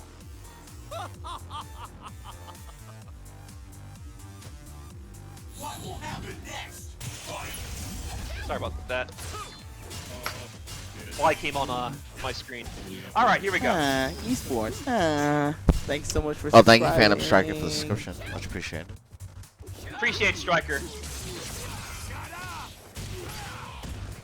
Okie dokie, here we go. So, right now, Carnage just keep it simple, doing things. Oh no! Coming in with the elbow from the top rope.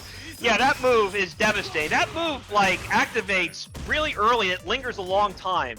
So, it can blow up your anti-air when you're not expecting it, just because it lingers for so long. And the hitbox is just so down. Now, as an air-to-air, it's really nice, too. Like, you have to use, like, really fast normals to beat Dudley's elbow as an air-to-air as well. And the fact that ground bounces too, it's pretty nasty. Carnage is tied in it too as I'm talking about it. He is not intimidated by the elbow from the top rope. Hate people who can't fight seriously. Bracket's going to be a bit of a spoiler, Big Four, so don't bother asking for it. What you see is what you get here on NYCFurby. this lovely Sunday afternoon. At this point, it is now 12:04 here on the East Coast. But if you are tuning in from the other side of the country, good morning. It's about 9 a.m. I hope you're having a nice bit of caffeine. And if you're not a caffeine person, at least a nice hearty breakfast, something tasty, something savory to get you through the start of the week. As we greet you at Street Fighter Cross Tekken, this is the end of Winners Bracket Round 1. It's going right back down to the wire. This is Game 5. Let's see who emerged victorious between Carnage and Swoops. Are you ready to die painfully? Are you ready? Fight! All right, we are at 960 subscribers on my YouTube page, and Matcherino is currently... We'll check that in a moment. All right, here we go. The Poking War has resumed. Ah, no! That's not the one you want to end with. You're probably a little bit too careless. Yeah, there's a point in that gut punch string where Jack can keep his turn. So, Carnage has to be very careful on what he punishes with, because Jack just might change the script on him and make him hurt for it. It's going to be rough right now. Bryan's going to... There we go. Mop Breaker. If not Mop Breaker, then the mid-kick rush. I meant that earlier. There you go. It's a big anti-air. Light Fisherman Punch.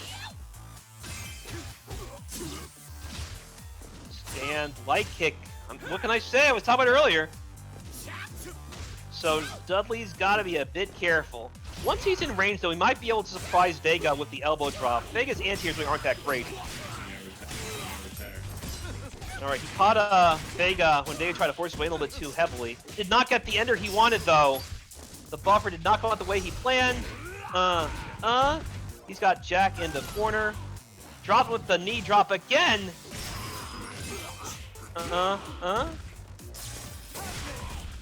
There you go. It sounded like similar to what happened earlier, but EX Mop Breakers armored through whatever Dudley wanted to do, and Carnage took that round.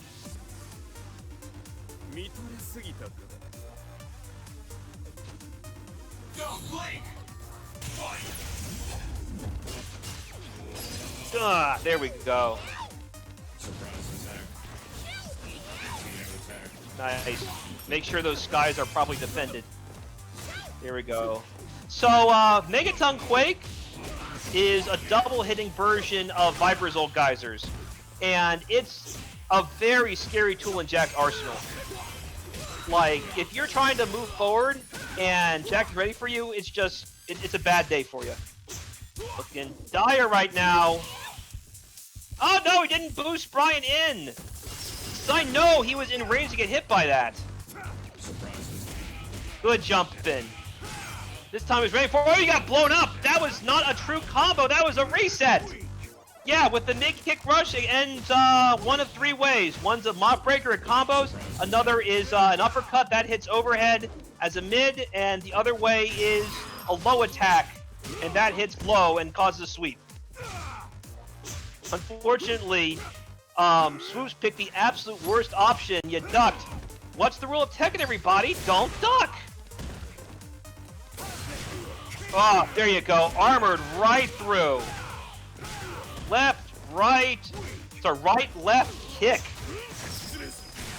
Forward 2, 1, 4. But in this game, it is just world circle back, punch, punch, punch. The good old Hwoarang. Look at this. Bryan is invoking his inner Yoriyagami, saying, I'm the star now. I'm the star of this relationship. You're not even Kyo. You're more like Eiji. And I'm Iori.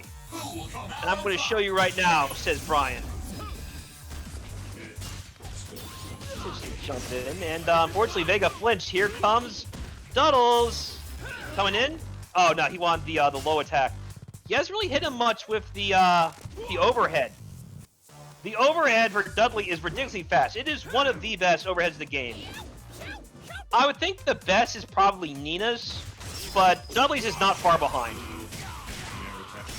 Yeah, Nina's spin to win. Whenever Nina shows up in these things again, you'll know exactly what I mean by spin to win. For now, here comes Dudley, and here comes the corner pressure. This is nasty, because Dudley can also link off low attacks this game to devastating effect. So there's a very devastating high low game potential with Dudley. He can just get a little bit closer. He can keep Dudley out and make it so he has to force his way in and get sloppy. Carnage can still put some fear in Dudley, but right now Dudley has a sizable life lead. Good air-to-air, that's major! Talked earlier about Dudley being hard to air, but Vega is just as difficult. This time Dudley's the one on the ropes. Yuchinga blow tag Jackie Boy back in. Oh no, he backdashed away. He wanted to get the full juggle, but this doesn't work in that situation.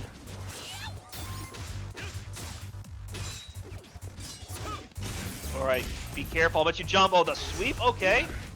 Gets the throw. Crushed in that roll.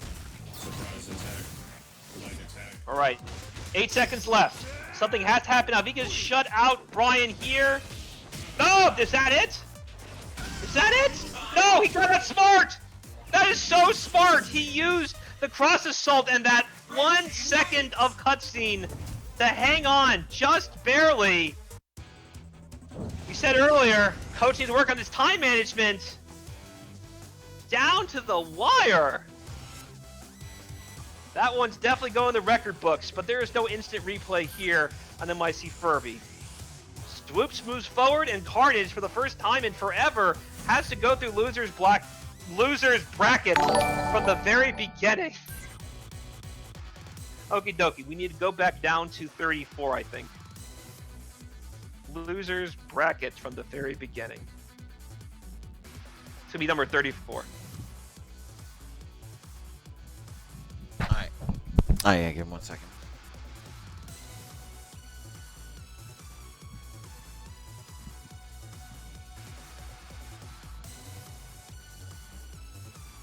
Alright, that should we know how we... Oh, you said 34? 34, yes. $70 in the Matcherino, thank you. Let's keep it to, let's move to 100, minimum, 34. Press select. Do 32 to 34.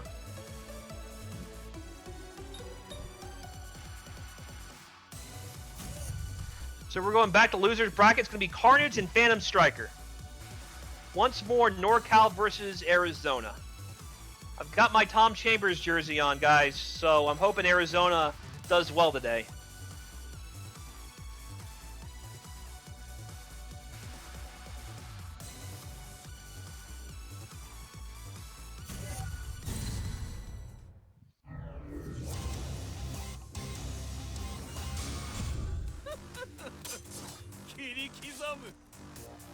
You guys want to keep track of these wonderful players. I have them on my channel pretty frequently with the Weekly Wire.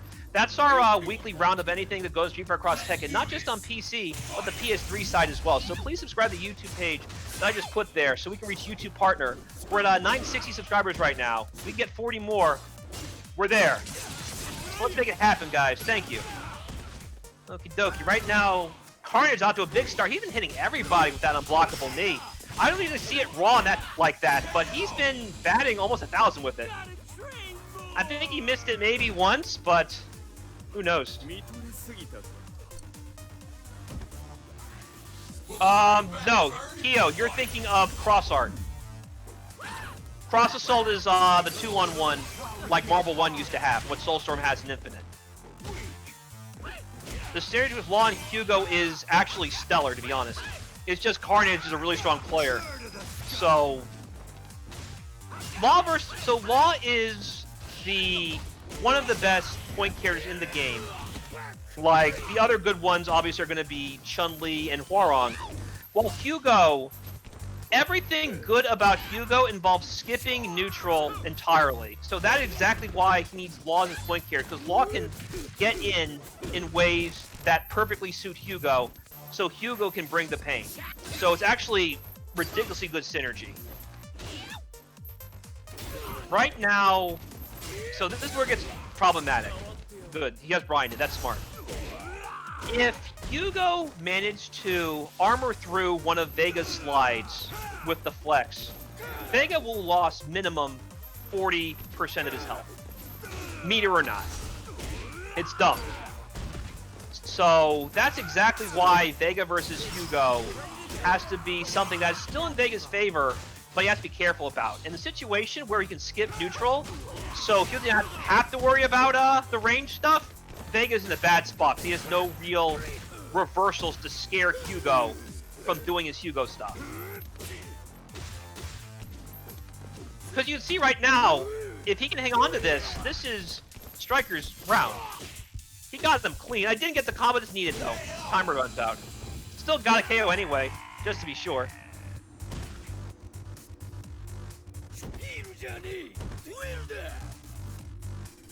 can't lose here. Fight. Okie dokie, good stuff, Striker.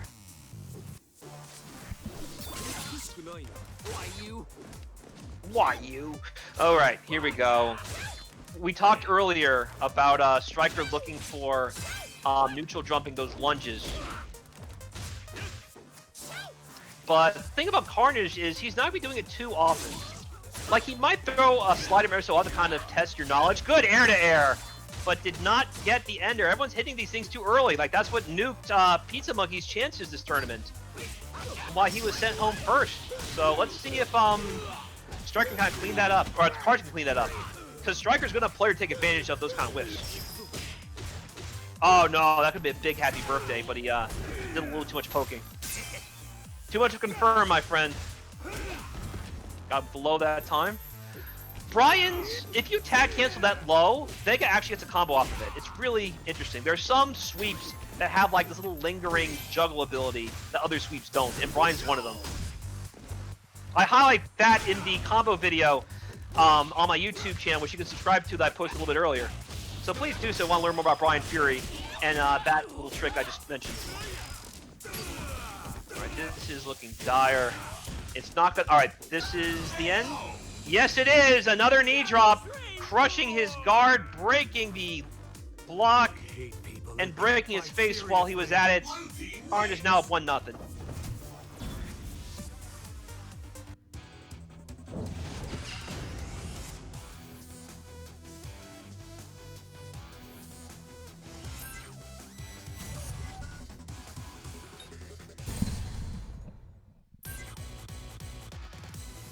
Hey, 33. 33? Alright, cool.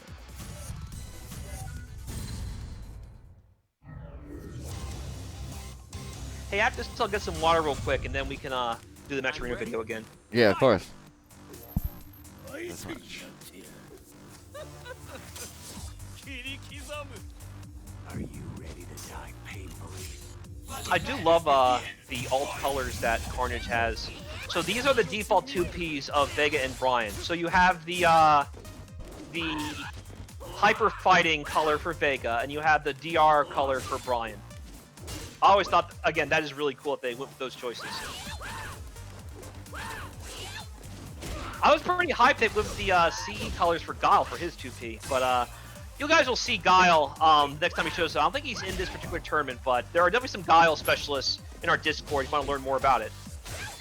Because Guile is pretty fun this game.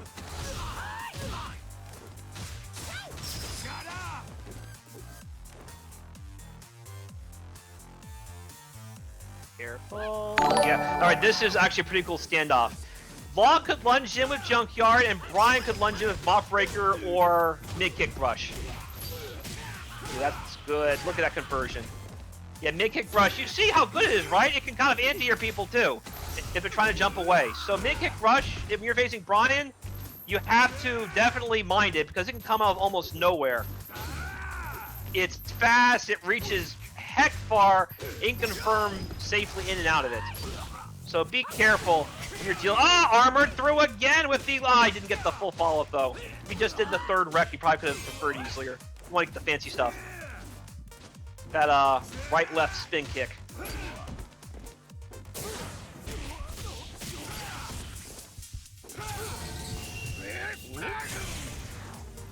Maybe? I mean, he has. No, there's not enough time. And.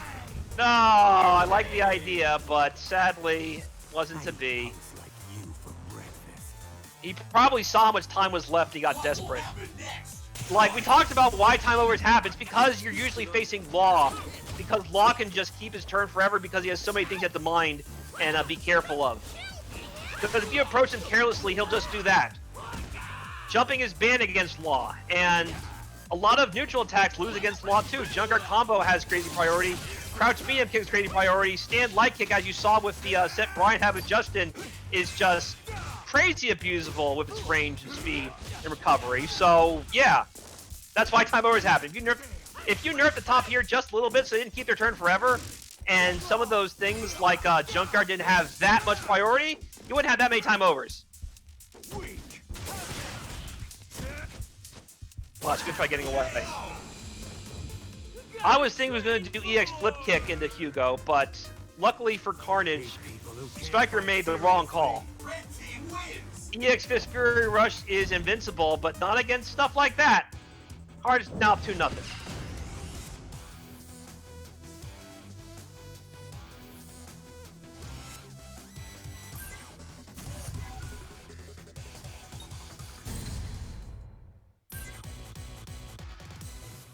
All right, 34.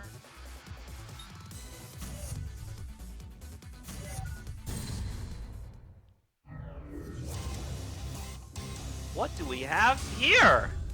Vega and Bryan against Yoshimitsu and Raven. So, if you guys follow Arturo's YouTube channel, you saw the set that I had with Reckless Duckling. You will know quite well the kind of damage Raven is capable of. And Yoshimitsu combos him pretty well too.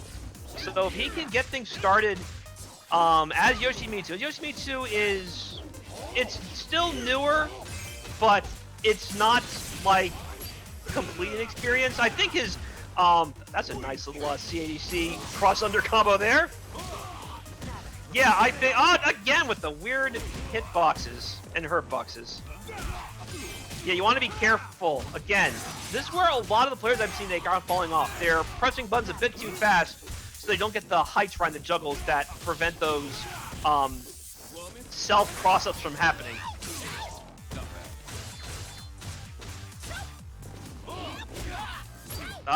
Here you go. Got him with the big down forward heavy kick. That move is so rewarding when you're playing Vega. People always duck when I try doing it to them, but Carnage always hits them just right. And I envy Carnage for that. Do you have what it takes? Nice. Again, right on top of his head. Good. Keep your turn. Nice. Good jump in. He's gonna get the full combo. Oh no, he wants the fancy stuff. Nobody home.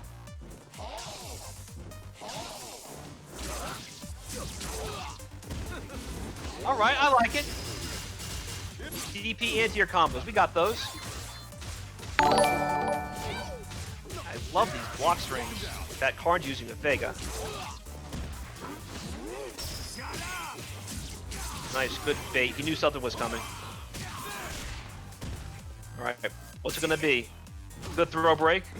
Caught him low but didn't get any follow-ups off of it. Decided to use that chance to get out of dodge. Oh, nobody home! We're a little bit too far, my friend. Ooh, that's big. No punish? Okay. Yeah, that's your turn, man. Be sure to take advantage of it, especially because Striker has a pretty decent lead on him. Nice, good jumping. Use that jump heavy punch to destroy whatever Vega. Oh, big whiff punish. That time there is a punish, and it's some interesting situations here. I guess he wanted to do the knee drop in that situation. It's really weird that he used crouch medium kick and not his usual enders, but alas, Carnage moves forward 3-0. Fight seriously. Blue team wins.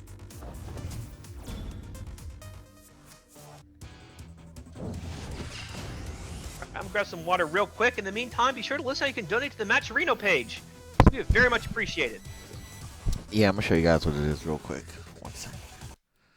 Check out this quick video on how to donate. You can visit the Matcherino page for our event and contribute in many different ways. 1. Free coupon. Click Contribute, enter the specified coupon code to contribute a predetermined amount of money to the prize pool. 2. Free sponsor quests. On the right side of the screen are various actions supported by sponsors, including retweets, Twitter follows, surveys, among other things. Click into these boxes to complete the action and add the attached prize contribution to the pool free of charge.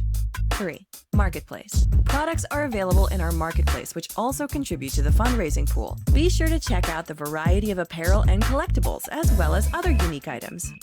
4. Donate.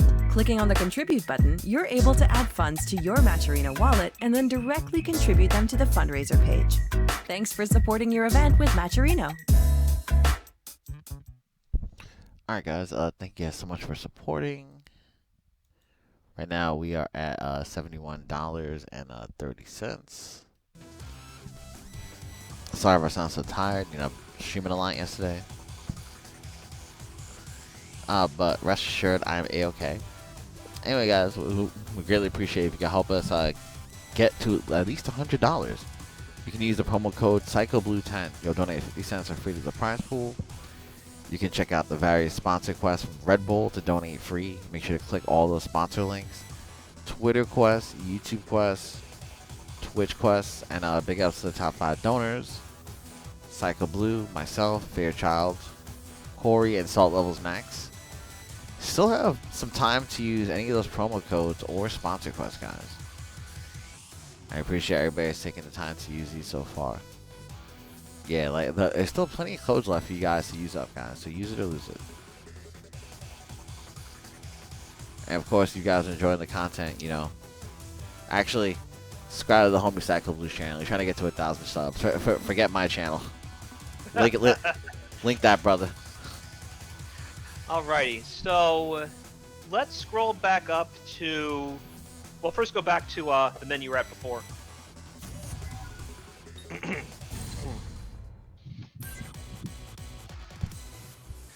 Okie dokie, if you could scroll up to 20...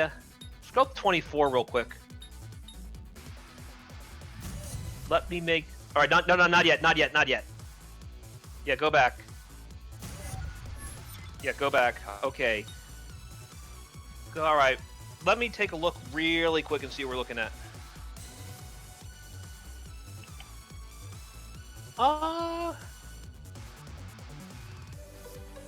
I'm using the bathroom real quick, and I know exactly what we're going to do next. So hold on just a second. Yeah, no doubt. Yeah.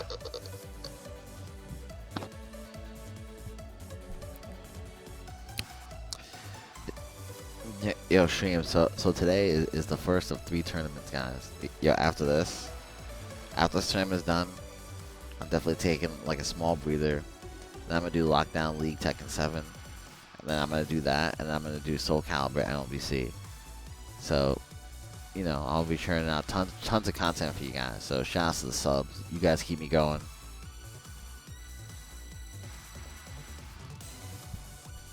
Alright, yeah, let's wait for the homie Psychoblue to get back.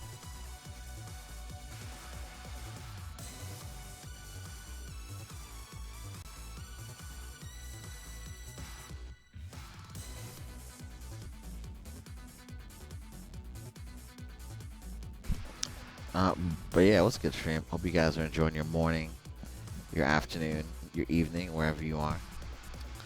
Shout out to all you guys for continuing to support fighting games.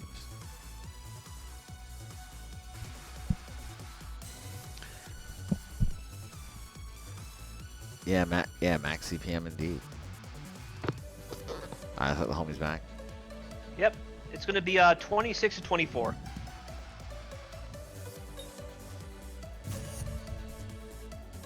It's Awwjayzin and Swoops.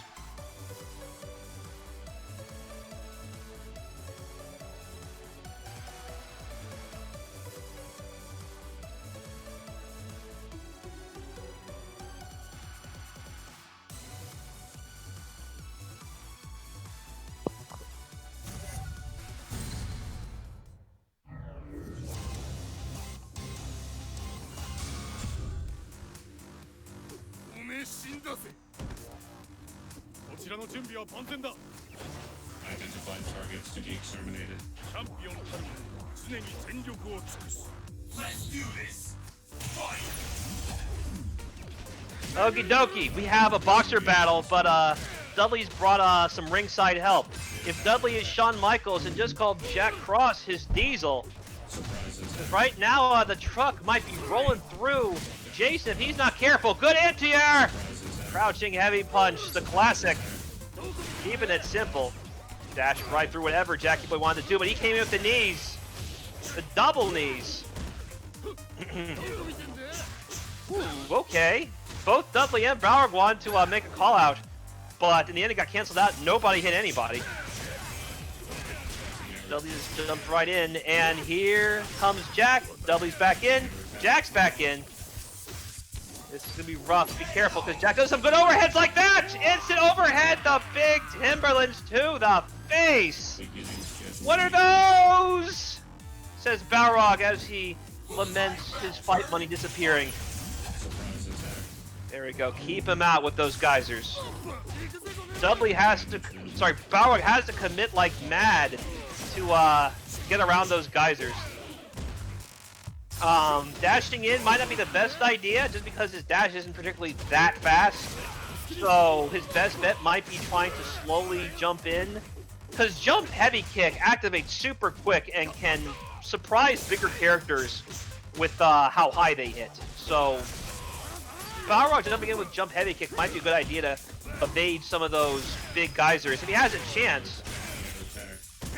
That defensive definitely saving Balrog, but alas, Abel is not so fortunate. He's trying to keep Jack in as much as he can because Dudley has barely any health.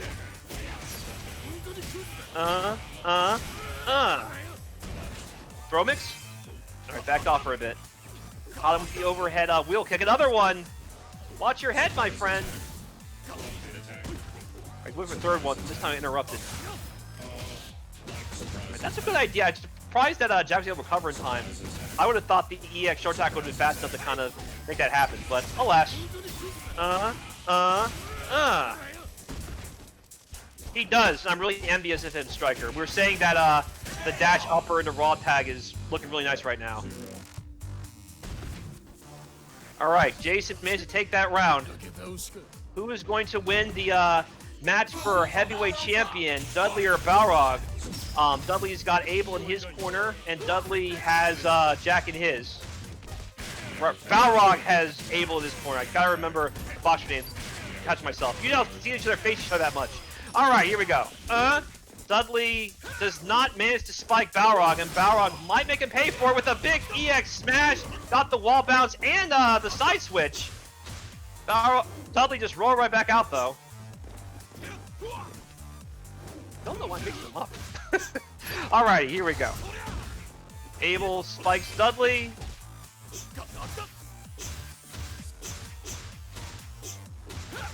Watch it, watch it. Good stuff. Come on. Oh, no, that was your chance. You probably could have confirmed his son with that. But at the same time, Balrog's low health, so maybe not. That could have been big. He probably could have caught the step kick, too. He really does have a super consistent. I envy Jason for that. Oh, no, didn't get it that time, though. He said earlier about that jump heavy kick of Balrog's. This might be the situation. Oh, no! Out of jungle points. Use that cross assault too. Oh, well, okay. I guess not. I was thinking there's going to be a super ender at that spike, but I guess you want to get fancy. He is Striker. I'm envious he hits that thing that consistently, because I lost my ability to do that Balrog stand heavy punch upper into the jump in or the raw launcher that consistently. I thought maybe it was like a screen switch situation, but nah, it's just me being bad. Ooh. Wait, did Swoops steal one?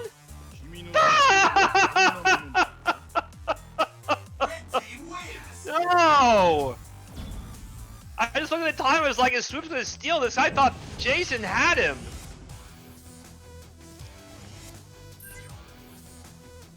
Robbery. But yeah, Jason has gotten super good.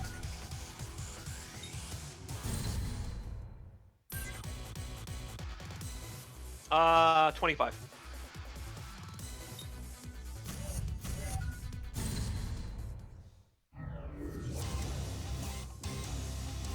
All right. Now it's Jackie Boy and Rog with Dudley and Abel as cornermen.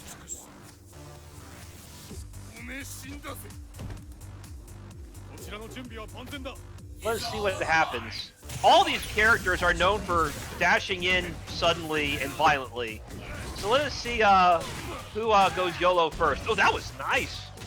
He converted off of the turn punch. Probably caught Jack when he was backdashing, and that's why that happened with the wall bounce.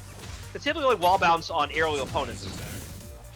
For those who don't remember, Jason actually stole a set off somebody by catching them with a backdash turn punch.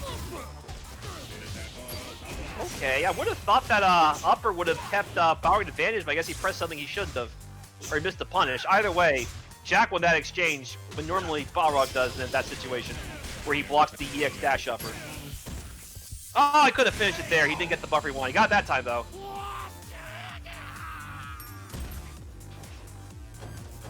Switching to standby. Alrighty. Let us see how Jason responds to that. And for those who don't know, this is definitely winner's semis, so winner of this goes on to winner's finals, and their opponent will be whoever wins. Actually, no, I just got a score update, guys. Breaking news. LPN has defeated Scrubs versus you 3-0, so winner of this will be facing LPN in winner's finals. I guess we'll be seeing Scrubs in loser bracket soon enough.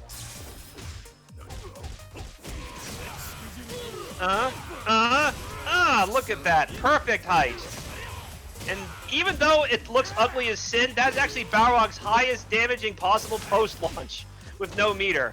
That's why I said if Balrog had more consistent juggle points, or at least more damage on his weirdo combos, it wouldn't be as dire a situation as for him usually.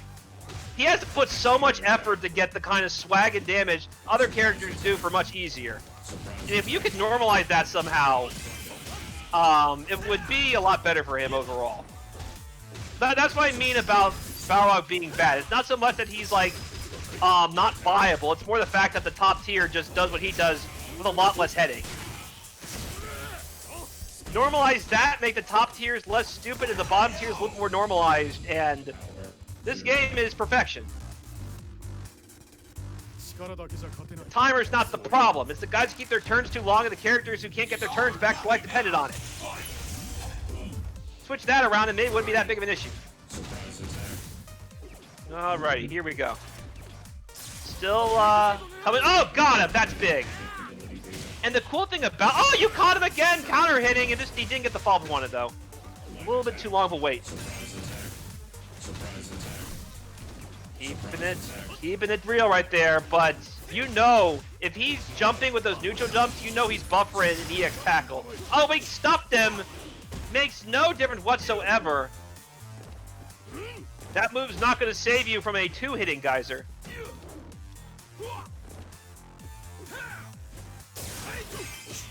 This time caught him on whiff. A little bit too far away. This might be... Oh, he caught him again! What a bait! He just let it rip. Nobody home for the EX tornado throw, but there's definitely somebody there for EX short swing blow. Such a call out. He called that out like seconds in advance. Like a FIFA coach. The guys who just read the field within a second, and then a few seconds later, a goal is scored. Downloaded. Long in advance. Right now, 2-0. Jason. Swoops.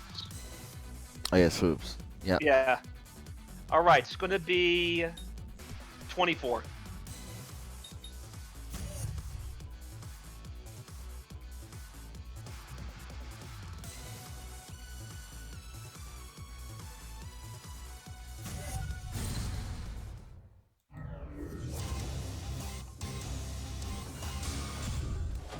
Identify targets to be exterminated. Alrighty, let us see if Swoops can seal the deal and boogie on over to Winners Finals, where LPN is waiting for him. Okie dokie. Using crouch light punch into stand heavy punch, that is a target combo actually, so that's why it kind of activated that weird animation. Tekken strings continue whiff or hit. Target combos obviously are a little bit different.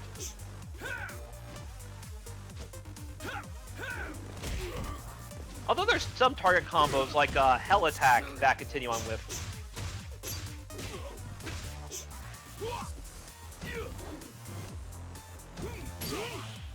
Anyway, let us proceed forward. Look at this. Alright, here comes, oh, got the overhead! You could have raw launched him there, too! I guess you want to be a little bit careful in case, Dudley was blocked. Oh, that's big. Oh, you get, no, it's not! I forgot! That is not a strike, that is a throw! So even if he did make that big call out, it wasn't gonna do jack! Because of the way that property works, this isn't KOF, where you can combo into throws. Oh my goodness, that was such a gorgeous call out, and it was all for nothing. What a dire situation that Jason put himself in. Power has to save the day, but he is still cornered thanks to the full screen spam of Jackie Boy and his geysers.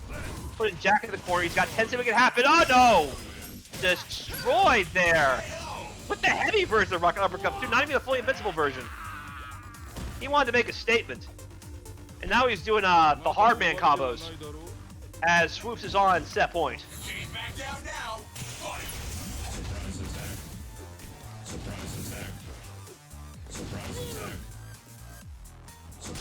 attack. Alright, it is tight right now. Oh, going in the turn punch. Didn't get all the benefits though, but no worries, he's in. Jackie Boy can't do much unless he's getting caught off rocket uppercuts. So, if he can keep this in Jack's face, Jack will be remiss to try and stop Balrog from doing Balrog things. And God forbid if Balrog manages to store a charge in his face, then he got to deal with, and you got interrupted. No dashing for you, you just got hit with the low attack. Armored through the instant overhead, no worries. Dudley came in to save the day. Oh, God, that was the armor version too, what the heck? Maybe he was using the EX Smash, just didn't really have that kind of armor. Oh, that's big. Oh, right. There you go. I was thinking of try playing Balrog Pinball, but I just wanted to have Abel in, not risk anything, because Balrog is definitely in big trouble right now, and this is set point for Swoops. Keep that dream alive. Oh, make it hurt. Make it hurt. Oh, but you make it hurt more than that. Usually what you do in that situation is you do the crouching heavy punch and then do the wheel kick, and then when they get spiked, do a step kick, and then close heavy punch the first hit into the anti-air throw. I missed it!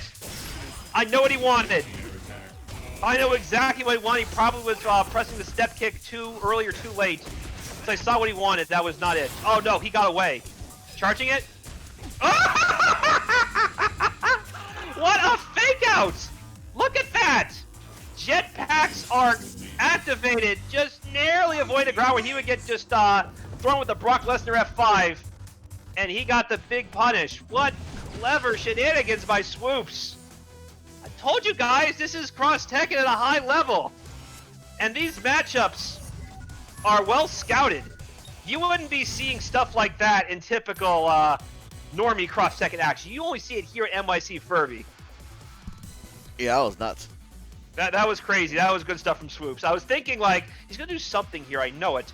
And sure enough, the jetpack was activated. And because he was just barely floating over the ground, he still counts as airborne. So no command grab for Abel. Alrighty. Alright, cool. What are we going to? Let me check real quick. Could you scroll up to 19, please? Do 21 to 23. This is going to be winners finals.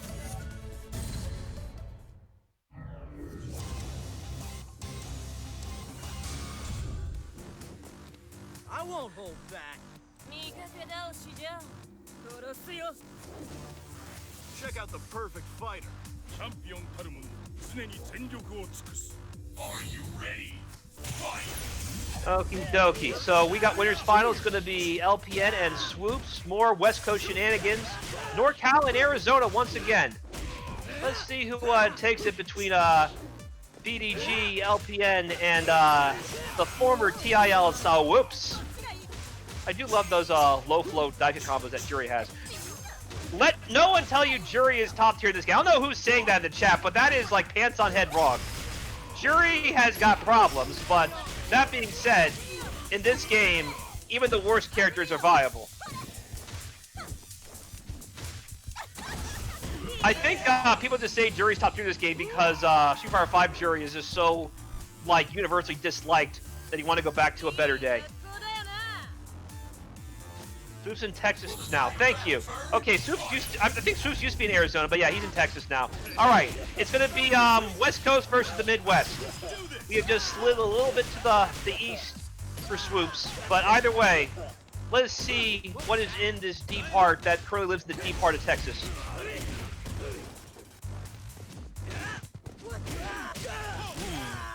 I do like that we got Bob. I just realized he's playing Bob now. I just got used to like hyping up his Jack that I forgot that Bob's on the screen. So Bob is another character on the outskirts of the top tier, although I have seen people put him at the end of the top tier.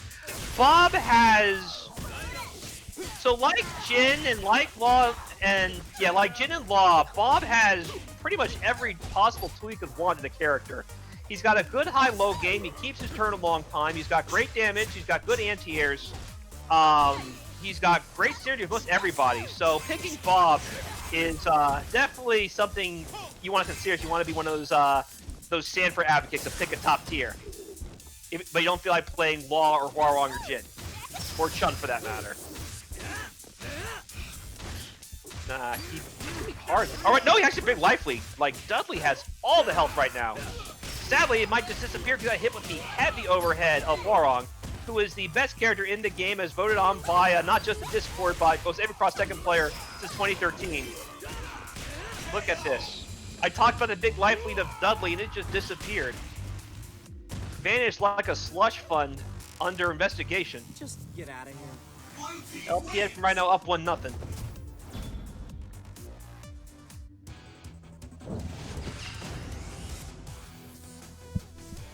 Oh yeah, Street Fighter 5 Juri is not bad. She has nice DP at least. But yeah, most Juri players I talk to, like who played her in 4, absolutely loathe her in 5.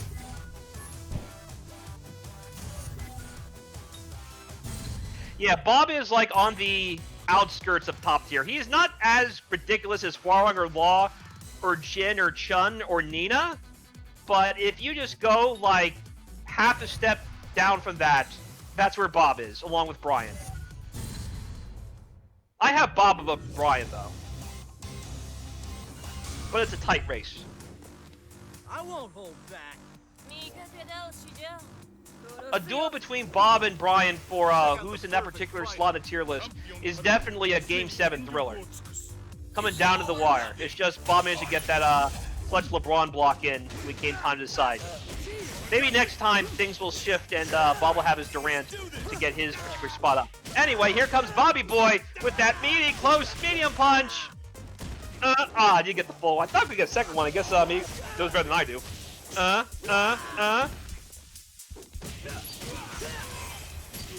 I don't know about that put face, but he's definitely really good. I mean, at that point, just arguing semantics. I don't think he's good as that. Because if he was, I feel like more people would think of that by now, including me. For now, though, it seems to make no difference because Hwoarang and Juri just stopped the mud hole in Dudley, and Bob just kind of sat there and watched with his full bar of health. Like, he's just sitting back with Mimosa, watching Dudley get his face knocked in. You're doing great, Dudley! He's got a big thumbs up while watching the football game, while Dudley is in terrible pain. But we got the combo off that this time. Here comes Juri. Setting up for Hwoarang. We got attack just bring on both sides. This time, Swoops blocked the dive kick. Here comes Dudley. Hopefully Dudley has more support from his partner this time. Where is Marduk? Marduk is, Marduk's on my channel, actually. And if you subscribe to my YouTube page after this set, you can see all the Marduk you could possibly want because I have long sets I'm going to be uploading soon that I had with Balrog and Marduk. Scrub's playing a bunch of Marduk too, actually. Well, so can Hwoarang and Jin and everybody else put phase. That's not unique to Bob. Like Hwoarang and Law and Jin keep their turns forever, corner or not. So that's not unique to Bob at all. Anyway, he's armored right through. So Thing about Bob, he does have command dash, but he has to press DP and kick for it. Kind of like Hwoarang does. Not like a true wave dash. We just wave dash and do it like Jin and Kazuya have. So good job armoring through all that nonsense with Bob. Is it too? Actually, no. It's actually pretty close. This might be a round for Swoops. No, I didn't get it though. Could he have sneaked out one more forward medium kick in though?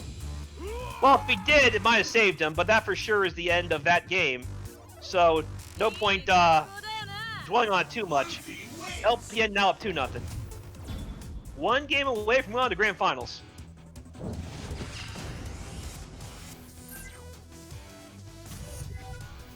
Yeah, I know, Tuna. EX, charge, throw. And I think you lose the charge as well if you do things like that. So it's like you just burned a bar just to nuke their red health. Not the worst investment, to be honest.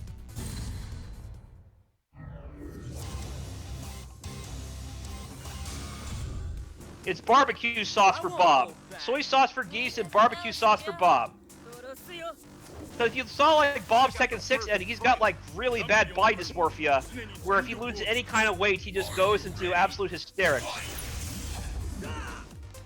So everybody, pour one out for Bob and wish him well in his journey to a good mental healthy state. God, again with that big slow-moving overhead. The slower the it's like Tekken. The slower the move, the more likely you're gonna get hit by it. Like, it's especially true for stuff like Bryan's Snake Edge or other like super slow low attacks in Tekken.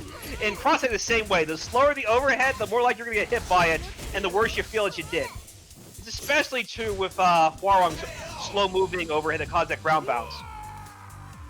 Keep in mind, that's not even his only overhead. He also has a forward medium kick, I think, that also combos. He also has that target combo that he can kind of make fast and normal if he manages to whiff it. So if you do whiff medium punch into light punch, the second hits an overhead that causes a ground bounce, and it comes out faster if the first hit didn't hit anything. More overheads you feel bad about getting hit by, thanks to Mr. Hwoarang, the former Bob. LPN has moved on to Grand Finals. More trivia. Before Bob was a character, everyone called Hwoarang Bob because people couldn't say Hwoarang correctly. To be fair, neither could the game. I mean, we've heard Hwoarang, we've heard Hwoarang. There's been like 3 pronunciations. We just called him Bob up until Bob became an actual character, and Hwoarang retired that nickname for the sake of this new guy. All right, let's hype up the Matcherino. Yep. Give me a second. I'll be right back. No worries. Yeah. And everyone, if you guys are like what you see, be sure to subscribe to my YouTube page as well. We got Cross Tekken action all the way from 2014 to modern day. I've been running this game since 2014. Don't let anybody tell you Cross Tekken's been dead. No, I've kept it alive. I have kept all the hoses and all of the breathing devices in it. And finally, we can take out all the hospital care. And now it is a free man here on NYCFurby with all the benefits therein. So please subscribe to my YouTube page. We are almost at partner. This YouTube page has been made almost exclusively of Cross Tekken content. And given that situation, you can imagine why it's impressive that I've managed to get this many subscribers already just playing that. Which should also be proof that Cross Tekken never went away. Because if it did, why would so many people want to tune in, you know? Let's reach a partner today. I would appreciate it. And if not, at least get me a little bit closer. That way I continue bringing you guys Cross Tekken content as I always have, and do so with a bigger outreach. Because that's the big reason I want to be partner. Not for any, like, monetaries or whatever, but because once you hit partner, then you get promoted a lot more by YouTube, and then a lot more people find your channel, and then a lot more people realize that this game's been around for quite some time, and we continue to open people's eyes to the wonders that is Street Fighter Cross Tekken, as well as today, here on NYCFurby, Pandora's Mayhem. The Cross Tekken Discord Monthly, currently enjoying its 3-year anniversary, soon to be 4. Looking forward to seeing you guys and tuning in. Oh yeah, Jay, hold up real quick. Pokeface, Jay the Killer is the man. Tell him that Blue says what's up. Jay the Killer is one of the killers on the PSN side, on the UK. He's the man. Thanks for... Bring him over next time, Poofface. or Poet Face. Bring him over next time, Poet Face. Jada Killer is cool. I'm sure he'd appreciate me giving him a shout here at NYCFurby. Which match are you doing next? Let me take a look here. Could you scroll up to 15, please? Oh, hold on a second.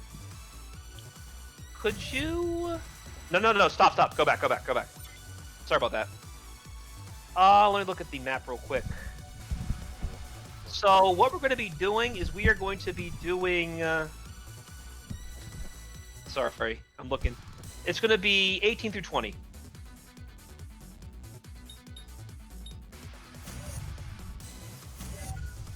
And after that, we'll go up to 13 and see what the order is, because that might be out of order too.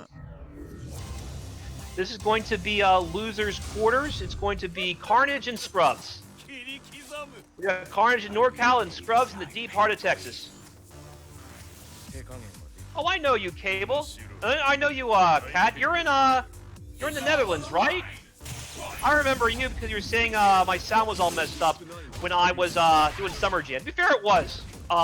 Homeless Dragon gave me this weird mic I didn't really figure out at the time. So, it was definitely not a good first trial for it. But yeah, it had been as impressive. I was sick and all that stuff that Summer Jam, and I still managed to do what needed to be done. In the meantime, we got oh, good whiff! We got Carnage and Scrubs. So this is definitely, if we talk about top tiers, and who's on the outskirts, Kazuya and Jin are definitely over the glass ceiling, so to speak. But Carnage is no bum. Carnage could definitely make the most of this situation. Look at this. Look at this. Downloaded. Called out in the most brutal of fashions. Kazuya said, I want to get away, but Vega said, let me just drop the overhead on you. The big leg drop. Do you have what it takes? Fight. The Booker T scissor kick. This Vega's going all the way up beyond the top rope, top of the ladder. Look how high he is going with these wall dives. Alright, he's trying to get away. Oh, no! Yeah, so that's exactly why Vega was saying, let me get out of here, because if he's in a bad spot, he can get crossed up really easily, because Jin's jump heavy kick, I've nicknamed the God Kick, because he just steals so many games. Great air-to-air, super ambiguous hitbox. Hitbox is the size of the entire state of Georgia. I mean, what more could you want from a jump-in? If not for Yoshimitsu's jump heavy, but that would be the best jump in the game. It's nutty. Ah, there you go. Big, light fisherman. Says, no. No matter how you jump in, you're not that good with it. Like against moves that are invincible, it will still just ruin your day. That's exactly why Vega wanted to try. Oh, that's big. That's no, he wanted the CADC stuff, but no worries, got to jump in. Carnage has made it 1-0. Heihachi jump heavy kick is strong, but you have to admit Jin's is better. Just because something's better than another thing doesn't mean the other one's bad. That's a lot of people don't get. So Phoenix Smasher on counter hit's really good, but property-wise, it's not that great. But yeah, if you manage to hit a Phoenix Smasher on counter hit, it does twice as much damage, which is abnormal for like normal counter hit situations. And the whole screen freezes, and there's a zoom in when you hit them, so make sure you feel extra bad you got hit by it. Well, Puetes, it has more range, but the hitbox doesn't activate as fast, and it's not as, like, upper body strong. Yo, Scrubs won that one? Yes, no, Carnage. Cool. Yeah, I'm right now dictating, why Jin's jump heavy hits better than Heihachi's. People forget, like, I don't gonna say it's better than me, the other one's bad, they're just saying Jin's is just better. Heihachi's is good, Jin's is better. It's just a lot more ambiguous than Heihachi's. No, Paul is not the strongest tech gear in this game. That much is definitely not correct at all. The strongest is Hwoarang, and after that it's a debate between Jin and Law, and then you have a debate between Kazuya and Nina, and after that you get to like the Bobs and the Bryans and the Larses and the Alisas. Nice. So, something that Kazuya does really well, I'm learning the hard way as I'm facing more Kazuyas that are really good. Kazuya's backdash this game is ridiculous. Ridiculous. Everybody's whipping everything. Typically, if you see Kazuya's do that EX Demon God Fist in that situation, they probably want super. They thought they'd build up meter fast enough.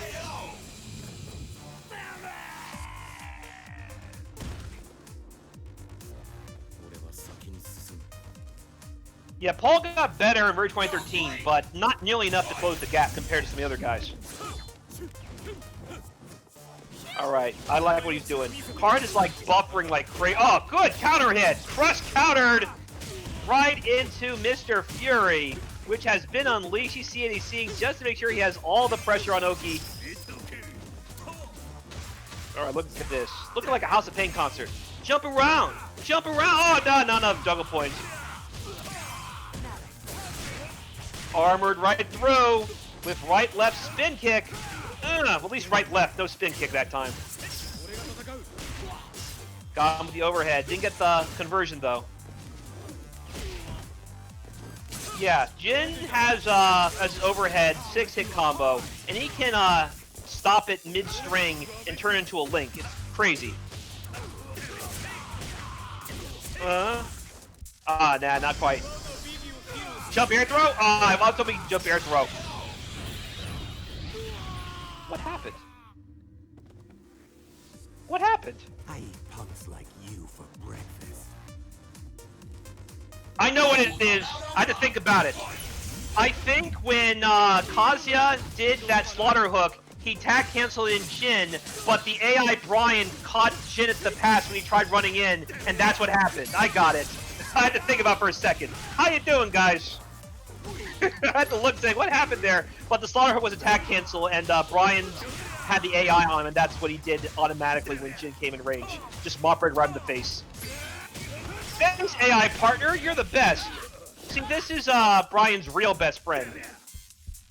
This is why Jack's so heartbroken. He can't compare to the true friendship that Vega has brought forth with him. And Negan. Vega and Negan are like Bryan's best pals now. If Bryan is LeBron James, then this guy is his D Wade, and Negan his Chris Bosh. It's a friendship that'll never ever end. The Fury Funhouse.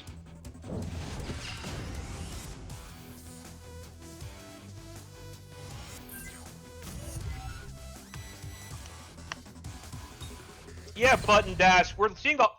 Hey, between you and me, slightly off topic, you can look at that Avengers game to see, for as much people demonize some of these crossovers, the quote-unquote next best thing could actually be like 800 times worse.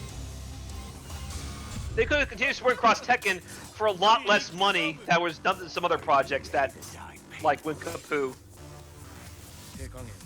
Let the madness begin. Same with Infinite, for obvious reasons. That's my reference. Anyway, let's keep going. Right now, Carnage is on set point. And that 1-2 is so abusive.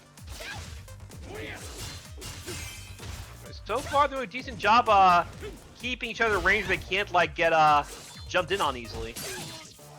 I do love how much scrubs those walk unders when Vega wants to jump in. Got him this time with a clean air to air.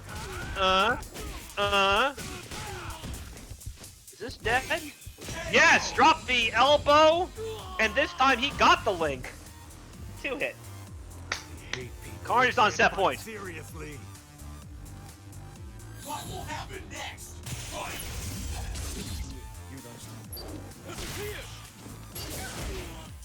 Nice, good alpha counter. Ah, called out! Look at that, he's back to saying, now where you going? I'm over here. Yeah, Bryan's whip punish game is ridiculous this game, thanks to mid-kick rush. Big! That's good, got him. Got just the right height too for the sweep.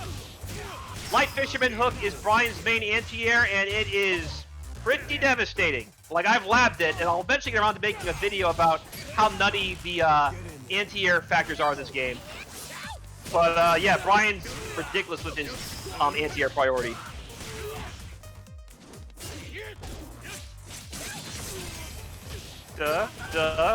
There you go. Keep it simple. Yeah, Bryan's right now swinging in and out. Sadly, he's got kicked in the face with that long-reaching stand heavy kick from Jin Kazama. This time he didn't fall for a right-left spin kick. The only spin kick that was happening was the one right in Bryan's jaw as Jin came down with that neutral jump heavy kick. How you doing, Cleese? Good to see you.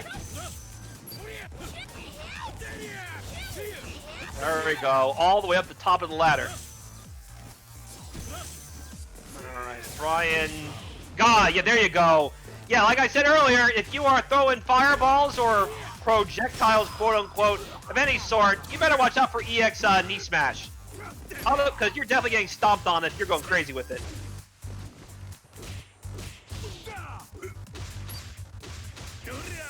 Keep it go. Alright, good block. Yeah, you have to be careful.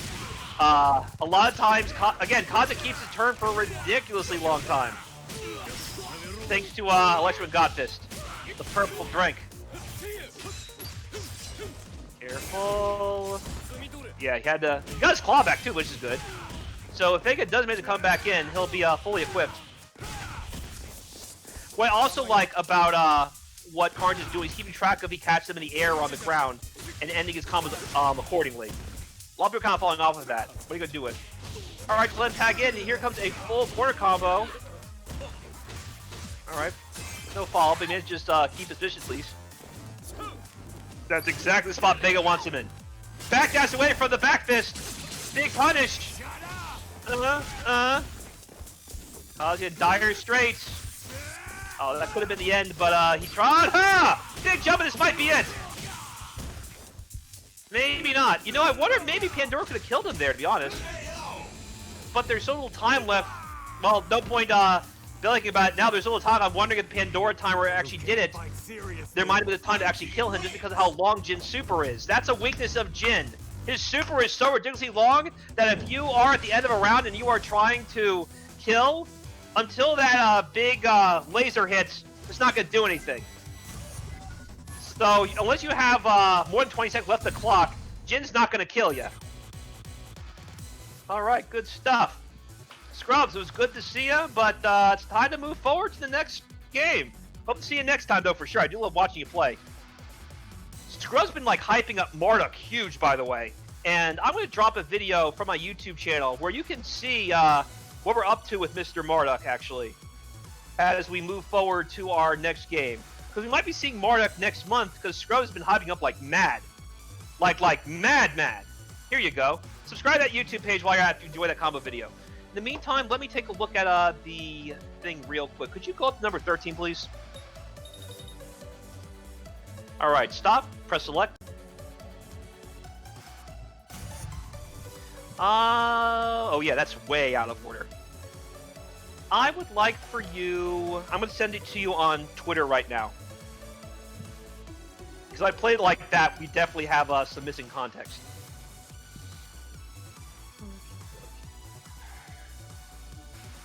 It's going to be... I'm doing a count real quick, sorry about that.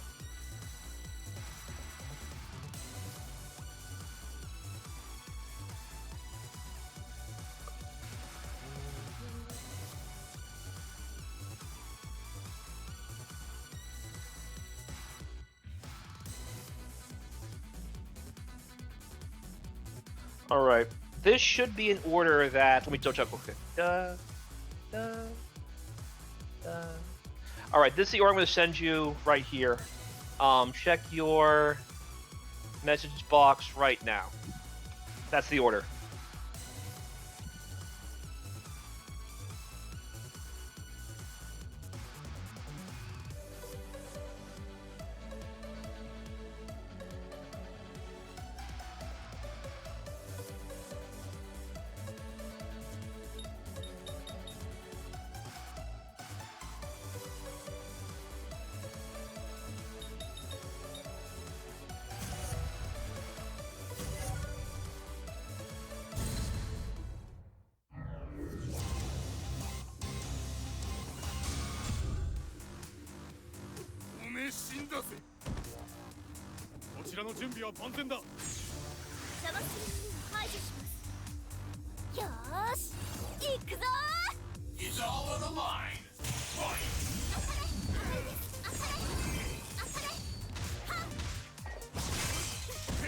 Okie dokie. Let us resume. We have Sailor Saturn, Alisa, I guess, and Sakura against Awwjayzin, and once more Balrog and Abel. We talked earlier about how much Jayson's been improving lately. All right, this is pretty tense. I am curious how Jayson is going to overcome this. There's another situation where Balrog has trouble. Again, because of how meter builds in this game, Balrog can't scare zoners like he had Street Fighter 4. So Balrog and zoners, it's not fun for Balrog. In order for Balrog to overcome characters like Alisa, he has to keep things mid-range or closer. If he gets farther than that, he has to fight his way in way more than he should want. So let's see if Awwjayzin can keep things, again, for both characters, mid-range or closer. That way Alisa doesn't burn the clock. There's only 25 seconds left this round. Not to make a difference, though, because Kupo just took this first one. But you get the idea. Every character in this game has got to consider the matchups of both point and anchor characters. And in Balrog's case, if he does not want to get a timer scammed, he's going to have to figure out ways to get around consistently. Turn Punch is a good way to do it, though. Turn Punch can be pretty hard to use that situation, but as we've said, Awwjayzin's Balrog has been pretty polished lately, to be honest. I have no criticism at all. Just because Balrog has to fight so hard to do stuff, using Balrog in this situation the way Jayson's using him, that's pretty much not the worst idea, to be honest. So Jayson, I do love watching this Balrog. I do want to see you overcome this obstacle, because Kupo is no slouch. Sakura's also not a really good character either, so it's not like Kupo is tier whoring, so to speak. And again, you have to appreciate these Discord tournaments, because now we have characters like Balrog and Sakura and Abel all on the screen at the same time. And it's losers quarters, I believe. So the fact that we're this far in the tournament, we have Abel, Balrog, and Sakura. That's a sign that we've got some good depth here at Discord and here at Few Far Cross Seconds Pandora's Mayhem, aired right here on NYCFurby.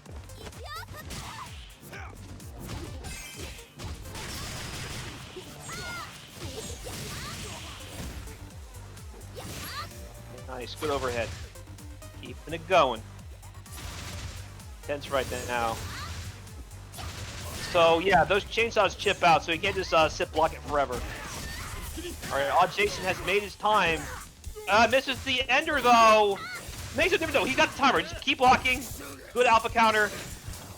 Big bait. Big bait for a big round win. Well, yeah, that's what I mean. I'm not saying these guys are bad.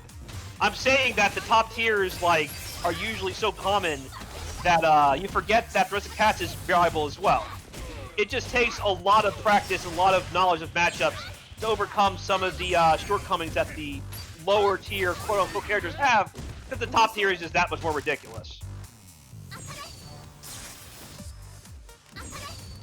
He's waiting for his turn, but unfortunately when he tried coming in, Alisa decided to say it's time to rush down and catch you with that target combo.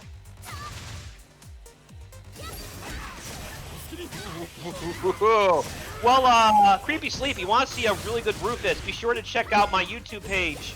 That'll drop in just a moment, so you can drop it in. And you can see last year's tournaments where we had a really good Rufus win almost every single month we had. And as for Marduk, I'm about to upload a really long Marduk set. And you can check out the page as well. I uploaded a Marduk combo video last week.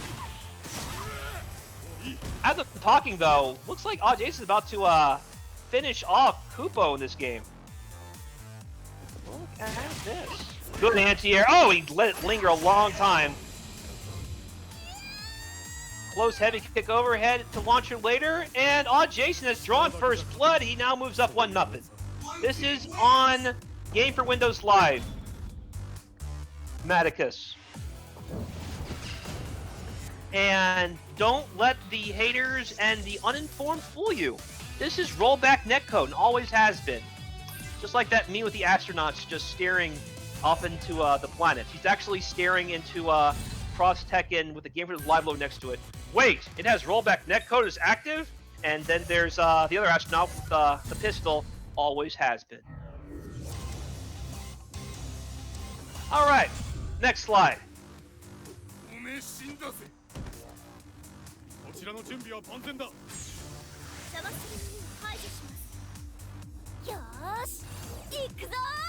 Are you ready? Fight!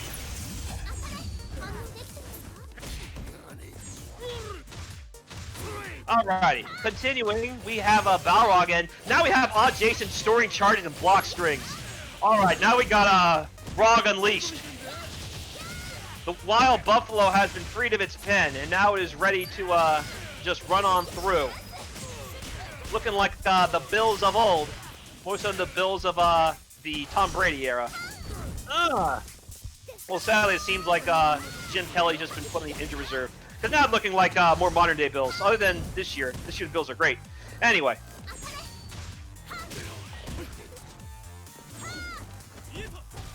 Come on. No, I didn't get the charge that time. Is he losing his touch? That combo's pretty hard, though. So, he's not going to hit every single time. If he does, he is Execution God. Do you have what it takes? Fight! That is correct, Sleepy. Please join our Discord and follow my YouTube page if you want to learn more about the Cross Tekken PC side. Because you will find people pretty much every day on Game Windows Live. You just have to go to Discord and set up matches for it. You won't find people roaming in rank that often. But you always find people down for games in the Discord. How you doing, Bruce Wayne Brady? Alright, this is looking pretty tense right now. Kupo is trying to take a game back and destroy Jason's lead. He very well might, to be honest. Good! He stood his ground and just threw that roll like it was King of Fighters 13. Sakura wanted to do some tick throw of her own, but Abel was having none of it. Good throw break. Alright, keep it simple that time. Oh, ha, ha, no! He got a ground bounce off of that overhead, but no launcher follow-up. The one time you get the extra benefit, and because you got it, you threw off your normal situation. This time he wanted to throw, but nobody home. Little bit too close, I guess. But this time, Kupo's throwing people. Here comes Balrog. He's got to save it. Not enough time, though. It's going to be hard. 7 seconds. One jump in should do it, but sadly, it's not the right jump in. It was Sakura jumping in on Balrog. I was referring to Jason jumping in on Kupo, but instead Kupo jumped on Jason, and now it's tied at 1.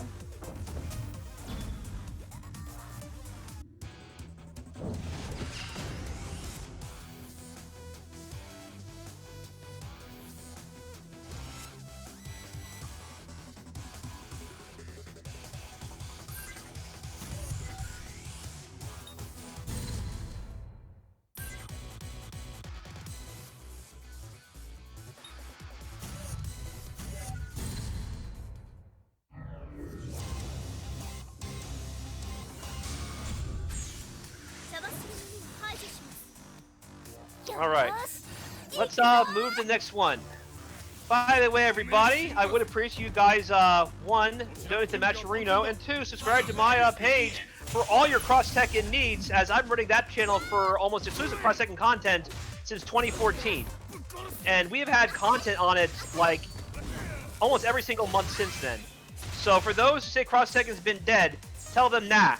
And subscribe to my YouTube page to show them what you mean, and then show them so you subscribe too to see what you've been missing the last 6 years. Soon to be 7 years.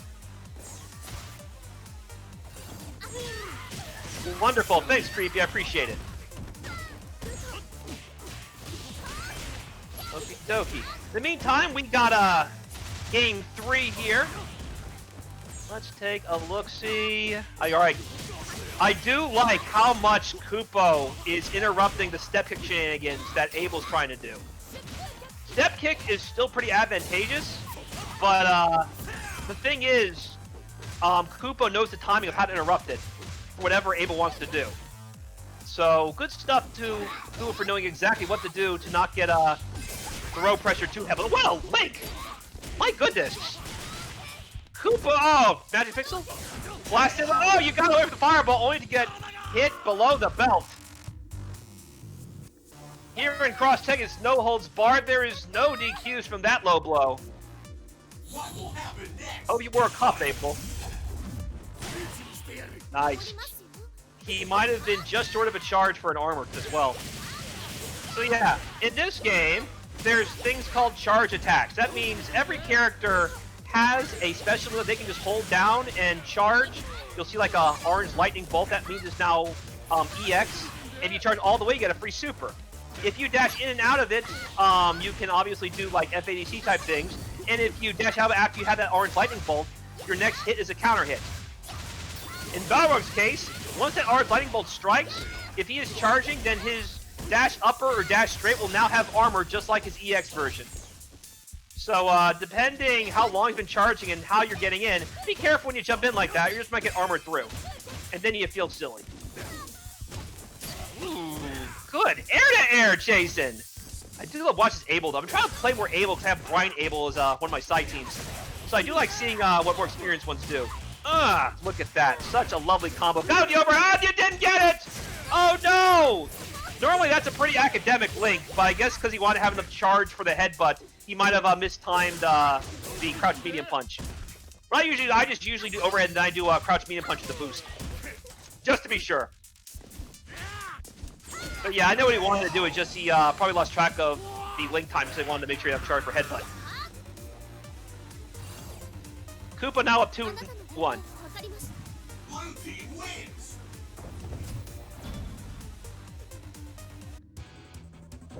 Also, while you guys are at it, please donate to the match arena. We want to get at least $100 in here for all of our dedicated players.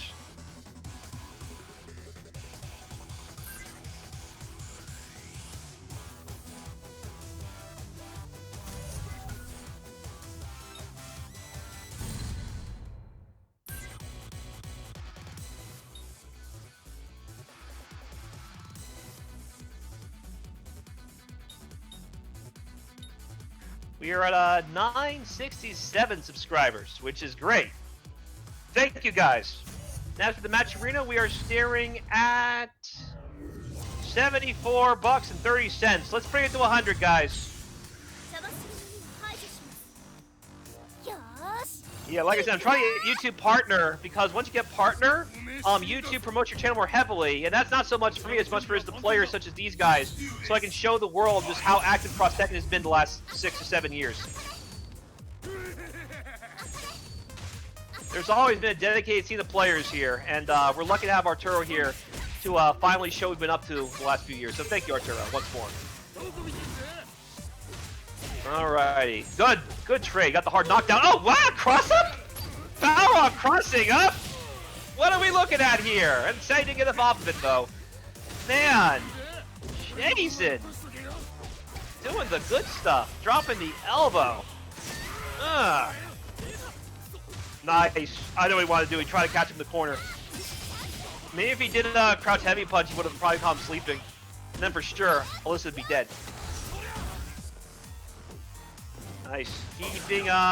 Keeping things careful so that he doesn't lose the corner. This time he did lose Goomba, but he got a good bet off with the EX tornado throws, the anti-air. I don't know, Pup. I don't see him. I don't want to say anything about a host. I'll keep quiet for that. But yeah, Arturo's a good player. I remember he won Civil War. So yeah. I would like to see more Dhalsim's all the same. Dhalsim's super fun. He's actually the top of my next combo video. I finished the raw footage yesterday, and I'll be uploading a combo video for Dhalsim. So if you guys follow Arturo on Twitch, follow Arturo on Twitter, he'll definitely retweet, I'm sure, right?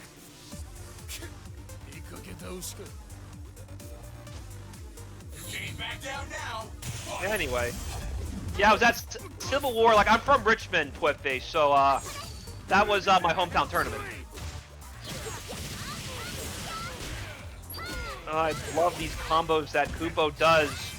Boot, hard boot. Forced a little bit too esoteric to get that full juggle situation.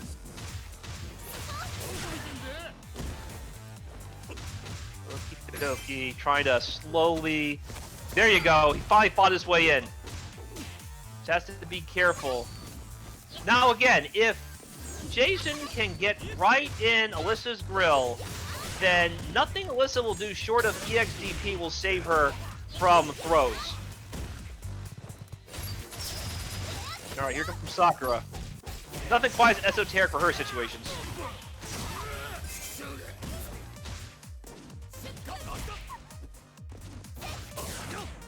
Dun, dun, dun. Got him. Oh, no. Okay, keep it empty. That's fine. Look at that block string. Fortunately, watch your toes, Balrog. Kick definitely hits a certain way. Coming down the wire. One more command throw should do it, but will you have a chance?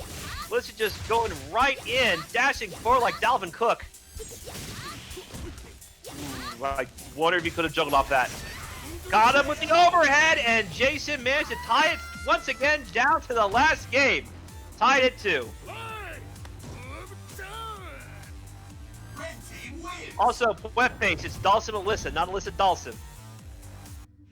That was the order, I remember.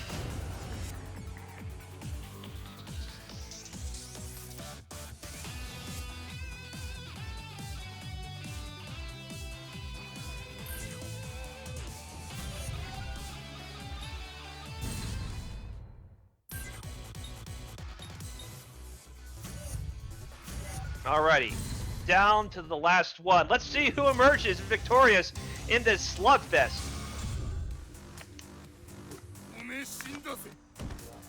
Well, Junkie, that was the Cross Assault. That's different from Civil War. Cross Assault was vanilla. I'm talking Civil War 2013, which was after the final patch.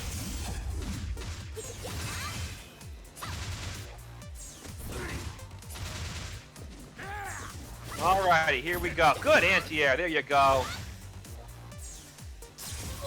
Yeah, be careful when you do that though, Jason, because a lot of people just neutral jump that on reaction. Although to be fair, if you're using the dash upper, that's probably why you're doing that. You probably catch them jumping in that situation. Just be careful though, because they just might down back, and then they don't get hit by it. Because most uppers won't hit crouching people. This has been all Jason so far. We have another upset? Alright. Oh no! Not again! Too high. This is what I love about Kupo Sakura. When he jumps in, it's always a guessing it's going to be front or back. Ah, you caught someone backdashing. Sent to the stratosphere like in Street Fighter V, Sakura.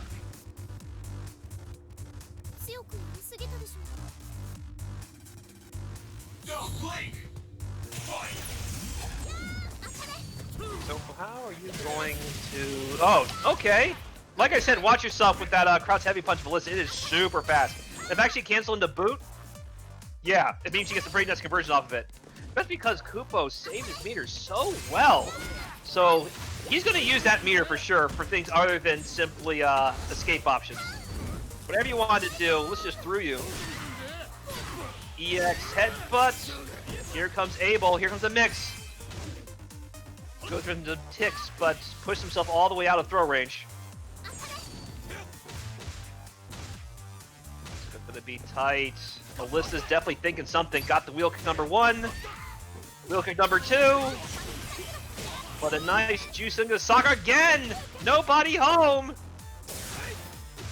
Probably unsure if they'll reach, so I guess we'll have to kind of lab that particular situation.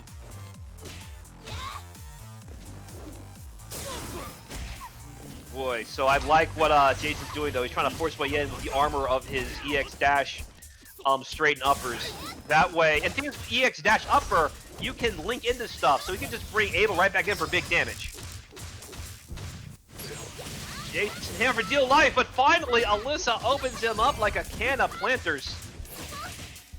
How nuts is this? Alpha counter, but yeah, you can't really tag in Balrog. Oh, that's your chance! And the big cat did still missed it! No! What robbery! What robbery! Well, now I know you can't come off of that. Dang! I was thinking Jason had that after Alisa made a bad call, but sadly, even though Abel got big benefits off that counter hit shoulder tackle, the regular version, might I add, he still got the follow-up, and sadly, he was able to hang on and move forward 3-2. Good stuff, Jason. You really are becoming quite scary. I gotta be honest. Like, I used to pride myself on playing Balrog after 2017, where I won the US side tournament, because that was my next experiment, but now you're making me feel like I got a lot to learn from you. Good stuff, my man. I'm definitely hoping he comes back next time. Alright, cool. No, we got next, brother? Could you scroll up to, by the way, we're talking about your doll sim, and I look forward to showing you that video when I have it done. Yeah, I was listening.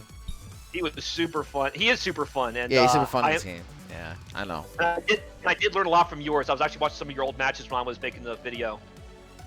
Yeah, I have fun with this game. Could you go up to number...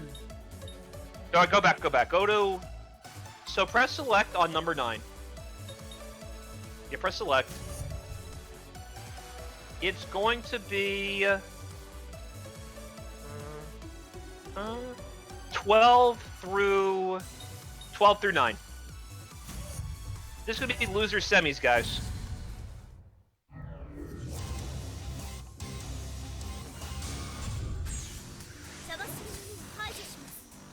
Being real though, if you did, you actually might, you probably get like top 3, just because you'd be like the only doll team we faced, other than just me goofing around. You probably have a lot more experience than him than I did.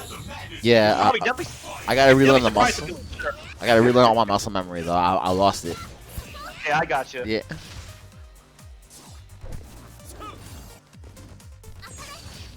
Alrighty, here we go.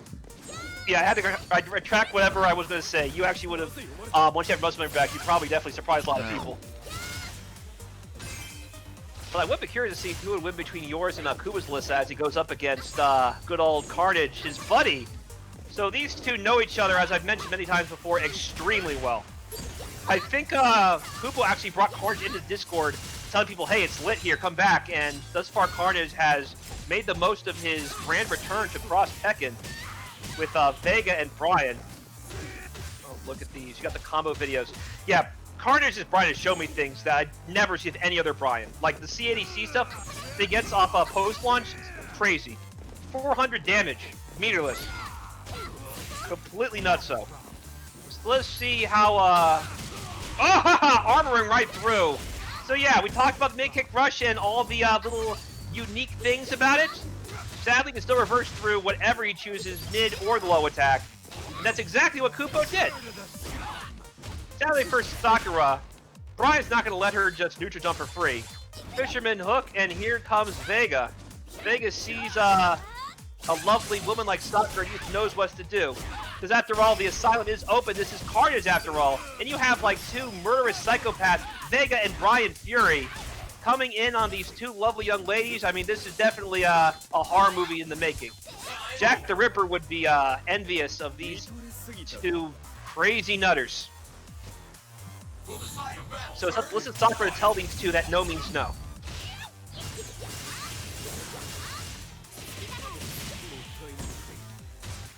Come on. Alright, I'm trying to call this. I'm looking like what Carnage is doing. He is being very careful about how deep he slides. He wants to make absolutely sure he's not getting one neutral jump and two. Doesn't do deep and gets punished for free. He wants the absolute best possible range so he can get the spot he wants to be in to continue his poking game and not get punished because the slide was too deep. Got with the raw knee and an overhead. Carnage takes first blood. And creepy. For now, it's the only turret legal stage to play. Just because there's so many people from like the West Coast, the East Coast, this is the least laggy stage. So I figured just for fairness' sake, if we go training stage, there won't be any worries about some of the funnier things about about the way this game works. As you've no doubt seen from Street Fighter V, where everybody lamented that training stage was not legal. The reason why people pick the training stage is there's no shenanigan connections. Yeah. Am I going up to 11? 11, yeah.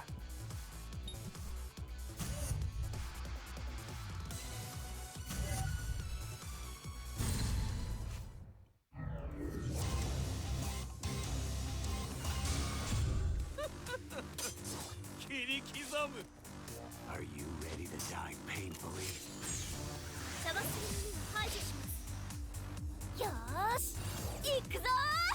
Let's do this. Fight.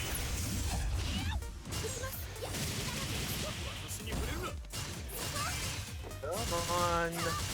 So, yeah, that's actually really nice. The thing about Vega versus Alisa is because of how much chip and hits the chainsaws do, Vega finds himself flawless way faster than you expect. That could have been a big punish. Thankfully, not quite fast enough to get it. Nice. He caught that, but just the right spot so he can poke with crouch medium punch. But I'm suppose Crouch wanted to make absolutely sure that Kuba didn't know, so he didn't go for anything more than that. He didn't really have the meter to convert into things like a EX wall dive, even if he did get it though. That would have been like the safest confirm if he got it in that situation. Anyway, here comes Vega back in the game. Trying to use the wall to go in faster than normal, but sadly, Alisa was waiting. Here comes Sakura. Cherry blossoms in the air, trying to tell Vega, oh, sadly, Vega got out. But Bryan's here to continue being a complete creeper to Sakura. These two, the asylum's open. The place for the criminally insane has been opening its doors, and these are the two that came out of it. Duh. Sakura telling Bryan no means no.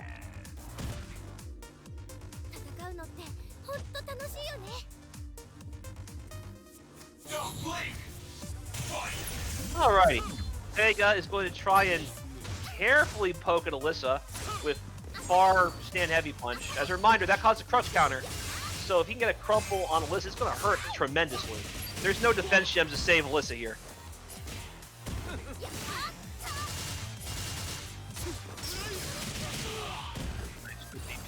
Well, alpha counter in that situation. Good. So that's something else Kuba's really good at. He makes you think he's gonna go for that particular target combo, and then he just stops it with no overhead and hits you low instead. Sadly, Kupo was more prepared for it. Yeah, Bryan's going in. Does not want any chance for Alisa bringing Sakura, because he tries to go for a DP. Alright, I think that's big. Never mind. Carnage made a little bit too heavy a call, and here comes Kupo Sakura. And as we've seen, Sakura does some nasty stuff in the corner. Bryan jumps in, but oh, he got interrupted with a trying to use a raw twist punch. Okay, snake fist was called. Either way, pitting city. As Bryan is sent back to the depths of the asylum, Carnage and Kupo are now tied at 1.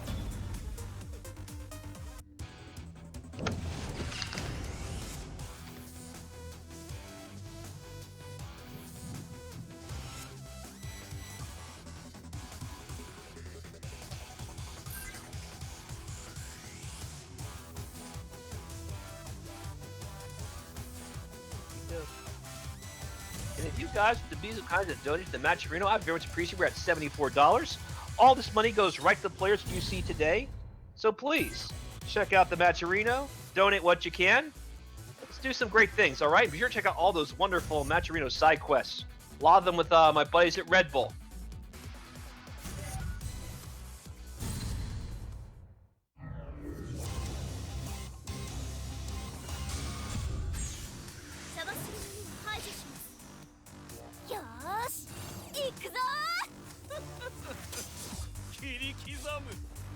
Are you ready to die painfully? Let the madness begin. Fight.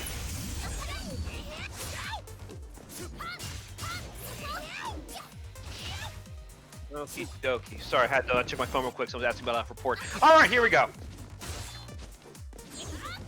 Let us see how Kupo or Carnage will take a lead.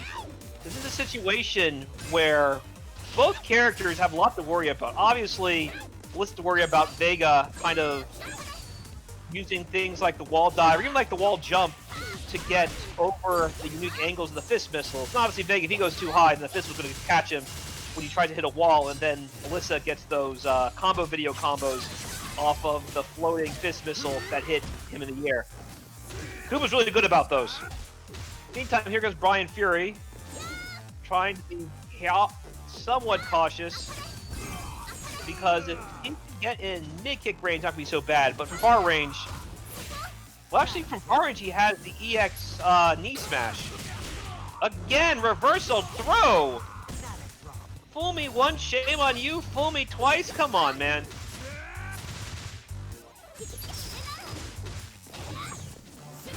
Alright, still good combat time.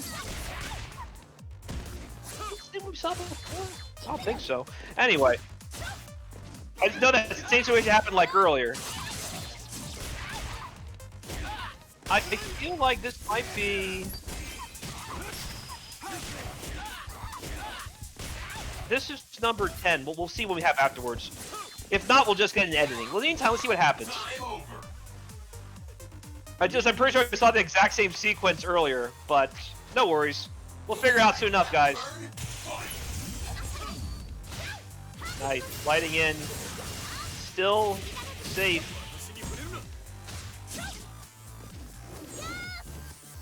I don't know. Yeah, he's jumping. So you see Vega jump like that? Neutral jump heavy kick is super high priority in air-to-air. It's not air crush, but my goodness, it'll stop most any kind of jump doing in the tracks. Like, there aren't many I see that really beat it, to be honest. Even if it's like Jin's God Kick or Yoshimitsu's Jump Heavy Punch. Super good. Big shatter. So I think I might have seen this one. So, Arturo, when we get back in, press select one more time. We might have gone the wrong direction.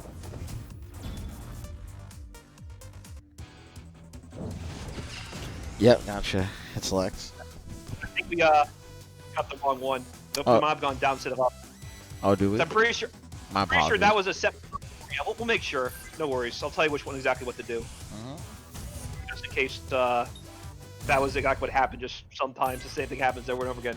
Yeah, we're on the wrong spot. Go up to number 10. It's gonna be 10, then 9. Sorry about that, guys. We're gonna clear out the score. It's still 1-1.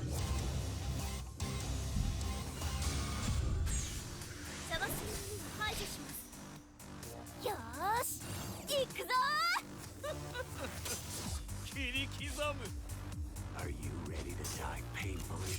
Are you ready? We have 262 people watching right now. Thank you, guys. I do appreciate it. Look at this. Look at that juicy link, too. Carnage. Going nuts right now.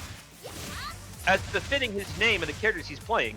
All of them dangerously psychotic nutters. Look at this. Look at this. We are dealing with madmen, ladies and gentlemen. Suplex number 1. But no down forward head kick for you. Got the opposite though. Magic chip, what are you gonna chip out with? 50 jump low works too. Dominating round from the serial killers. Yeah, Puepes, it is nutty. Do you have what it takes? Anyway, this is the actual game 3. Sorry about that, guys. And we've been going at this for about 3 hours and change. So again, thank you guys for tuning in this Sunday afternoon at this point. It's about 10:45 on the West Coast and 1:45 on the East Coast. I love that link. Blows heavy punch into all of the Scarlet Terrors, into Mr. Fury. Good throw break. That was dire. And she still got away from the mid-kick rush. Just be careful about throwing fist missiles, or you might have a knee right in your noggin. No follow-up, though. Look at that. Good backdash. All the way. Yeah, you see Kupo knows that he goes ham with Alisa fist missiles. It's going to be like an unblockable knee waiting for her.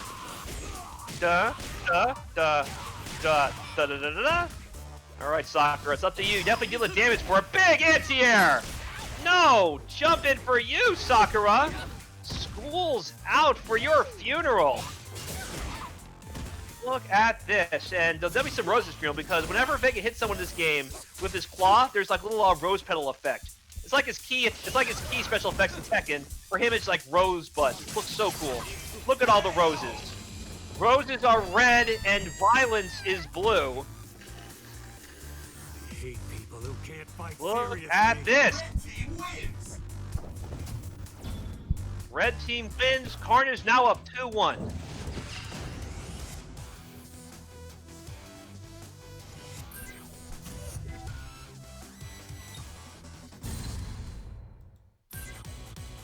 All right, which one now? Is going to be number 9.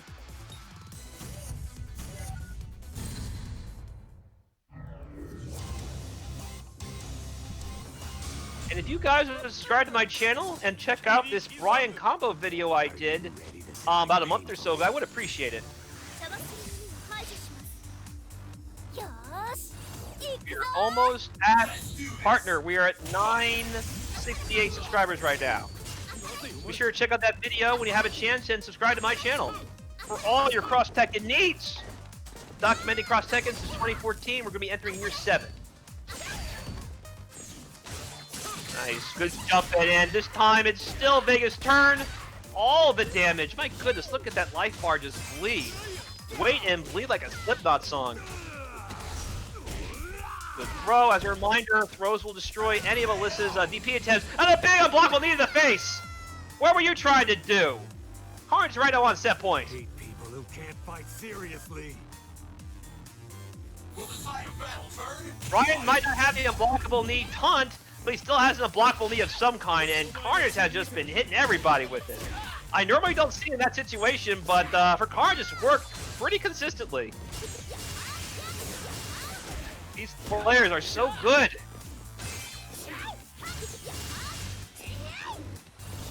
Just flipping away, jumping on up. Here we go. Tight, good. All right, you don't like a jump light here from the looks of it. Good. And that's gonna be another link. It might be dead. Oh, no, not quite. Now it's dead for sure. No DP for you, my friend. Your DP doesn't beat throws. Carnage moves forward 3-1. Who can't fight seriously. Serial killers have 2 more victims in the body bag. And they are still at large as they enter losers finals against Swoops.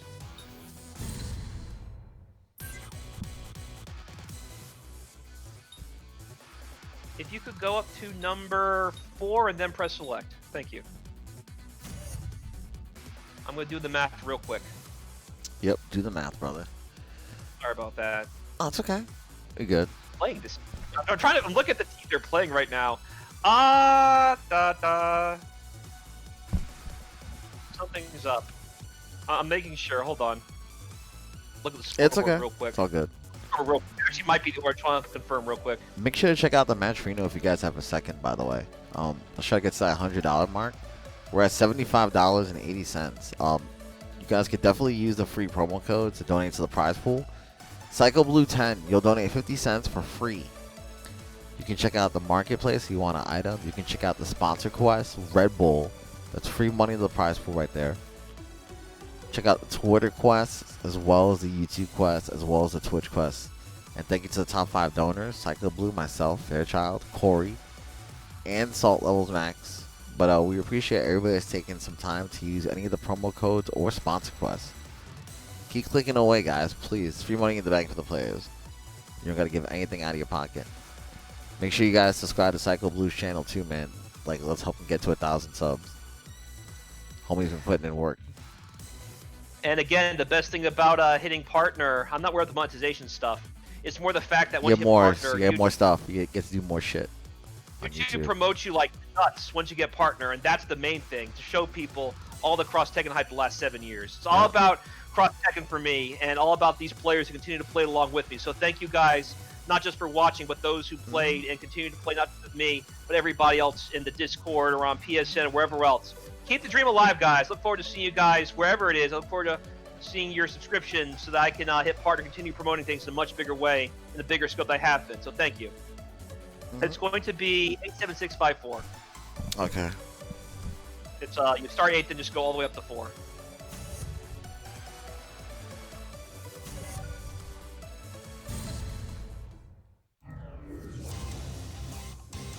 All right, next up's going to be Swoops and Carnage. Check out the perfect fighter. We got Bob back, which is great. We haven't seen Bob in a long time here in these Discord tournaments, but it is good to see him all the same. Because as we said, he's a very good character. And just because of the fact that I haven't seen him in a long time, you'll see just exactly why he's so good, which is always a treat. It's always good to see these legends come back out of retirement, not just the players, but the characters, so to speak. We've had a lot of diversity. We've had Vegas, we've had Bryan, Sakuras, Balrogs, Dudleys, Bob, obviously. I mean, there's been diversity everywhere. We've had Jack, we've had King, we've had Jin and Kazuya. I mean, it's been great. Mop breaker to the face. You're not getting out of that. I wonder, well, I guess if he risked doing something like EX headbutt, it might have, at work, if it traded lost mirror, it'd be pretty bad. So I just want to stay in the mirror, realizing that the round's pretty much in a bad spot right now. All right, no worries. El Toro, we are right now playing on PC. This is Game for Windows Live. And it has rollback. People can talk about how great our rollback is. You want to, like, really support rollback, play some Cross Tekken. Because this game had rollback, before a lot of other games. I think before this game was just Third Strike Online for Capcom. This was Capcom's like first like real venture into AAA rollback. It's held up shockingly well for how old it is.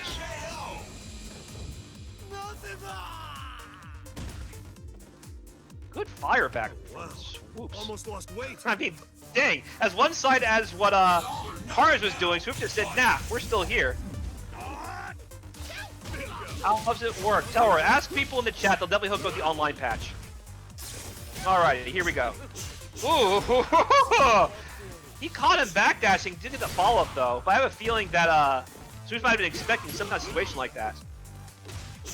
Although I think he can actually combo off of a counter hit post heavy kick and then do an empty dash and do stuff. I forget. I'll look at the Dudley combo video next time. Anyway. Right now, this is looking dire for Carnage.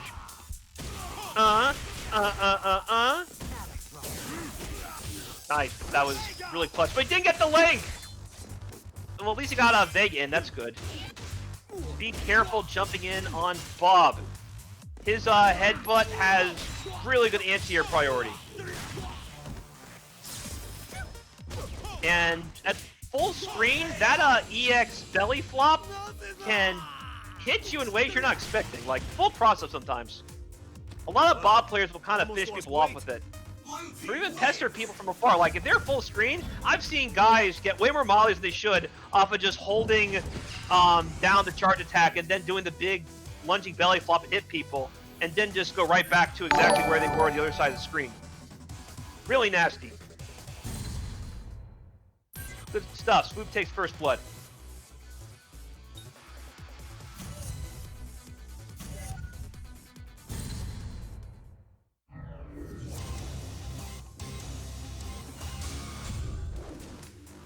Alrighty. So, Bob, obviously, a lot of great things. A lot of things that make Kazuya and Jin good. Bob has too. He doesn't really have electrics per se, but he does have like a lot of strings that move him forward really well. A decent high-low game, lots and lots. So, as a fortress, like if you're just playing defensive, like Bob can play offensive or defense. He's got some great rush down. And his overall defense, thanks to big pokes, that anti-air headbutt, really good high-priority air attacks, he can be a bit of a force if he wants to. It's a very balanced, strong character, and he does great damage, too. And he's not really that meter-hungry, either. Obviously, you've seen use things like EX Dash to armor through certain people's stuff. But, yeah, he's really good. It's good to see Bob back in these Discord tournaments. We haven't had a Bob in a long time.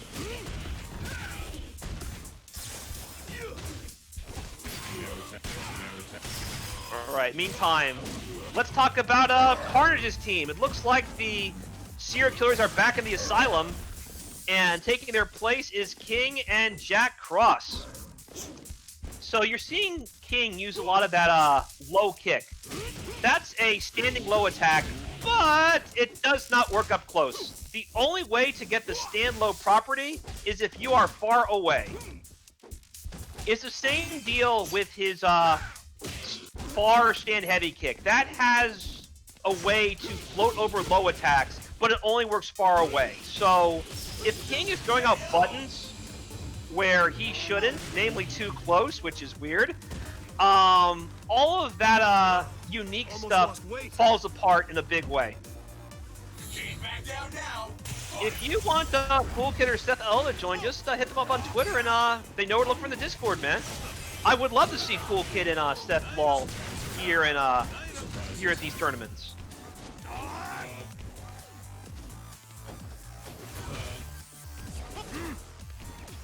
Alrighty. Good. Good stuff. Ooh, too far away. I know what he wanted, though. He probably wanted the medium punch version. That would chip out Bob a little bit more. Nice. He had Alpha counter. You don't want to be in a situation that low on health and King right in your grill. Because while King's, like, standing low and stuff won't work up close, he has plenty of up close stuff to still bother you. Make no mistake about that. So, think about King. His command throws, there's no command throw that hits both crouching and standing opponents. But the thing is, he can use things like Jaguar to kind of blow people up and make people think they can press buttons, in reality they can't. And obviously he has a lot of decent block strings up close. A lot of times he'll use it to kind of test if people are standing or blocking. Something that, ooh, that's good. Good chase down with the very end of the machine gun blow. Something that a lot of Kings like to do once they're up close is they will confirm that you are crouch blocking. And once they throw out like a crouch light string, they will cancel the last hit of that crouch light string into Shining Wizard, and it'll probably hit you. Like, it activates, aha! DP for the heavens, nobody home. Yeah, Spicy Steve actually won CEO last year doing that light kick string into Shining Wizard. We actually might see Carnage do it too, depending how complacent he gets Swoops to be. So I'm sure, oh, no, big jumping from King. Yeah, King also has a really godlike jump heavy punch as well. Got the overhead, and it's going to be a link. Something else Kings do up close. More of the up close King pressure. Whoa, raw launch! He knew exactly what Bob wanted to do and said, nah. If you're going low, launch the heavens, my friend. Red team wins. Got him. Got him. But yeah, you saw the forward 2-2-2. A lot of stuff Kings like to do, because forward 2-2 by itself is pretty advantageous. A lot of Kings like to mix in either the overhead, which obviously you can link from as you saw, or they like to do a low attack and then they convert whatever they want into more damage. So yeah, King in your grill is scarier than King throwing out his one or two good pokes from far away.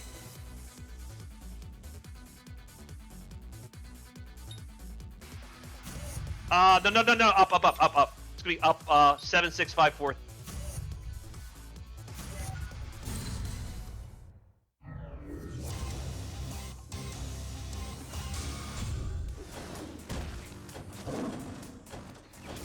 Identified targets to be exterminated. Check out the perfect fighter. That's tied at 1, by the way. All or nothing. Fight.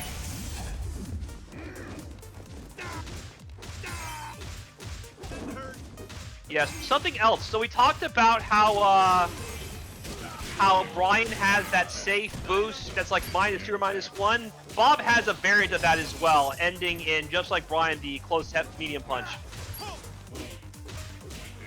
I don't know if Swoops in the lobby. I hope he is, though. To be fair, though, keep in mind, this is like already it's 2 p.m. on the East Coast on a Sunday, so for him, he might be sleeping in. Who knows? Because he's located in Texas, which has a different time zone. But probably more like noon where he is. So if he is sleeping in, then yeah, it is kind of getting late to sleep in. It's Sunday, though. If you're going to do it, might as well do it now. For now, though, Carnage is putting Dudley to sleep with that Tornado DDT.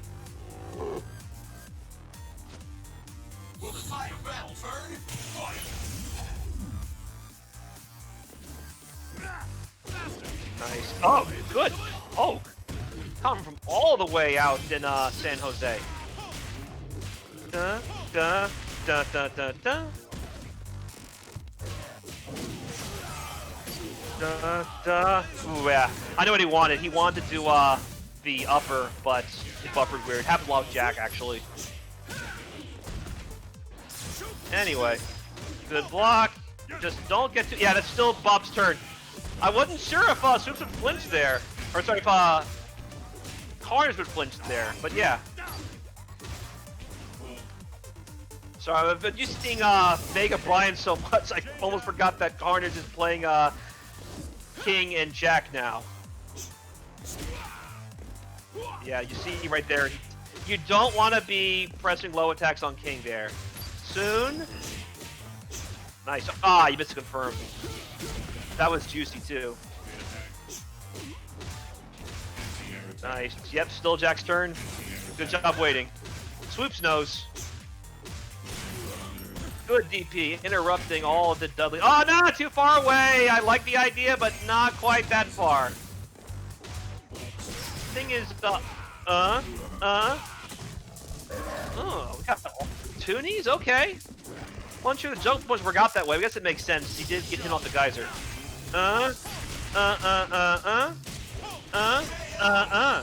Good stuff, Swoopy. Hang on, Swoopy. Swoopy, hang on. I hate fighting weaklings. 278 people watching this lovely Sunday afternoon here on the East Coast.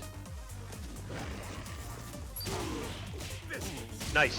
C80C, but usually King will want to counter hit off that crouching heavy punch once C80C it. So it was just a regular anti-air there. Bob was already waiting for him.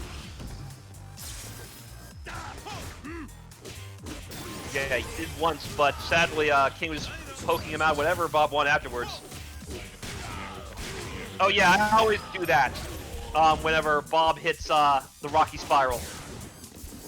It just has such a nice rhythm to it. Ba, ba. We get it? Ah, just got the headbutt that time. Bring in Duddles. Ooh, finally went for an overhead, but Jack just said, now just armor through with the shoulder tackle. Finally it happened, it made no difference. Here comes Jackie Boy coming out the knees. No need. It got the overhead instead. Stomped on his head. Doesn't be careful. He might get his overhead. Oh no! If one guy did it, the other one did. Good chase down. It was a big hit, and he got it. All right. Swoops is now up 2-1. He is one game away from moving on to Grand Finals. I know, Toro. Everyone does it. Once you have like that close, heavy punch, and you smack him down with the axe handle, and you just buffer right into the command dash into Rocky Spiral. I once got Esta to do it with me. Da da da da. Da da da da. So let's see if he can mosey on over that rhythm to Grand Final, shall we? Because he's right now on set point.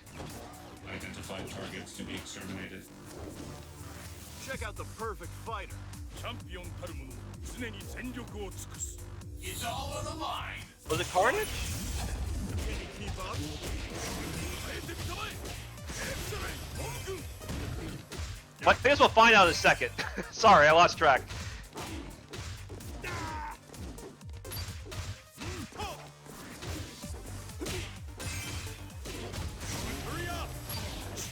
Da, da.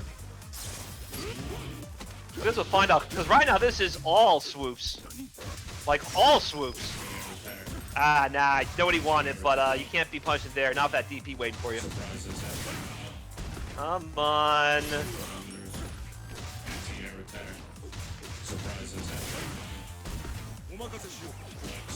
No, I thought Bryan won that. So I thought Bob won that. See, getting confused now. Too many B names. All right, here we go. I'm just gonna let's focus on this for now. All right. Nice, good stuff. Da. Look at that link too. There we go. Da da da da. Da da da da. There we go. The rhythm of the victory. Da da. You just need to do one more and then uppercut. Da, da, da, medium punch DP. Uppercut! Do you have what it takes? Yeah, I know Carnage is Jack. I thought, anyway, we'll see what the score is in a moment.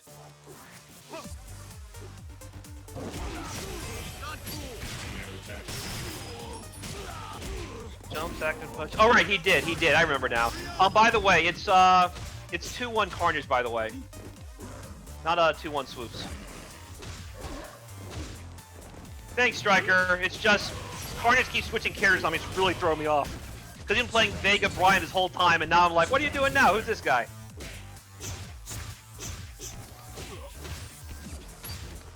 Nice, coming out with the knees.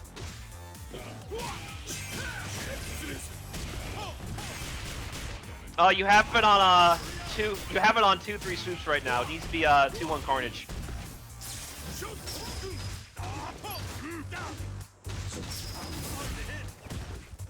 Alrighty, here we go. Oh yeah, I know what he wanted to do. Probably think Bob was gonna try do something with staying attack. He wanted to just use the invisibility of EX Giants to do something, but nobody home. Swoops just waited his turn.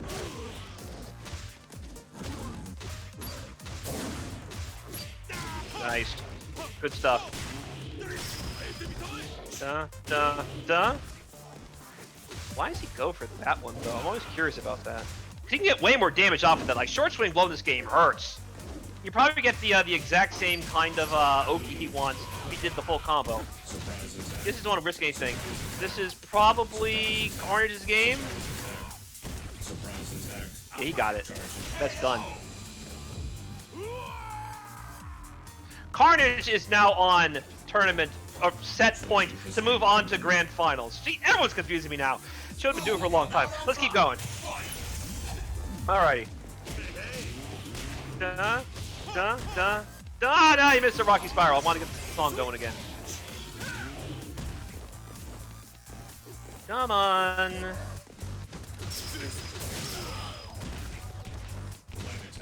Do it.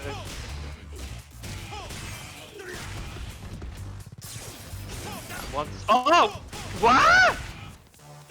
No, I know why. I had to think about it for a second. So, the command dash that Bob does, gosh, darn it. The command dash that Bob does has protect invincibility. Fear Dudley's does too. So, Jack's rocket uppercut has constant projectile. So, what Swoops did there is he used the protect invincibility of his command dash to go through Jack's DP. That is why that worked.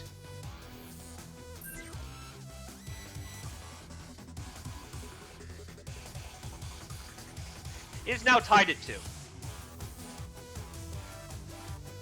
I'm starting to get used to the fact that Carnage is now a Jack player. I know he was playing him before in other tournaments, but in playing Vega Bryan so much, I kind of associated him with those characters. So, let's keep going. That was a long time because the tongue thing mixed up. Number 4, thank you.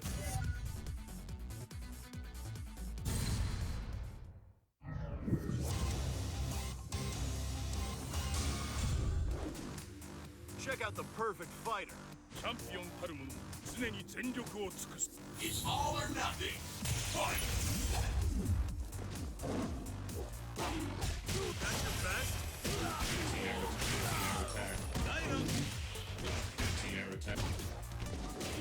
Okie dokie, here we go. Let us see who moves forward to Grand Finals face LTN. Nice anti-air, here we go. This is, oh no, that was your chance. Alright, here we go. Carnage is now on set point. This is PC.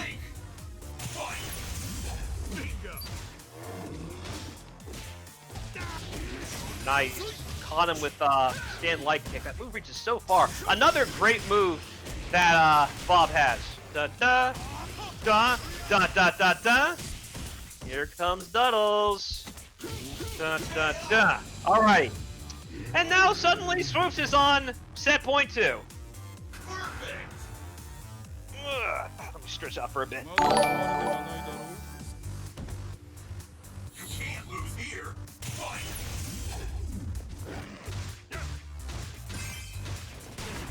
That's his little string there. Needs to open up Carnage wide open too. Look at this. Ah, got him. Good confirm for Carnage. Here comes Jackie Boy. Ooh, caught him with the meaty crouch light kick. This is dire right now. Is this the end? We're gonna have Carnage versus LPN again? Down to the wire. Down to the wire. Oh, he got away. Bryan can breathe again. Or Bob can breathe again. Ah! Bob can breathe again. My goodness. All right. I don't know why I keep calling them that, because that's like the 10 times happened today. Let's focus. Ah, you did not get the link. Da, da, da. Careful. Oh, this is gonna be rough. This is gonna be rough. Yeah.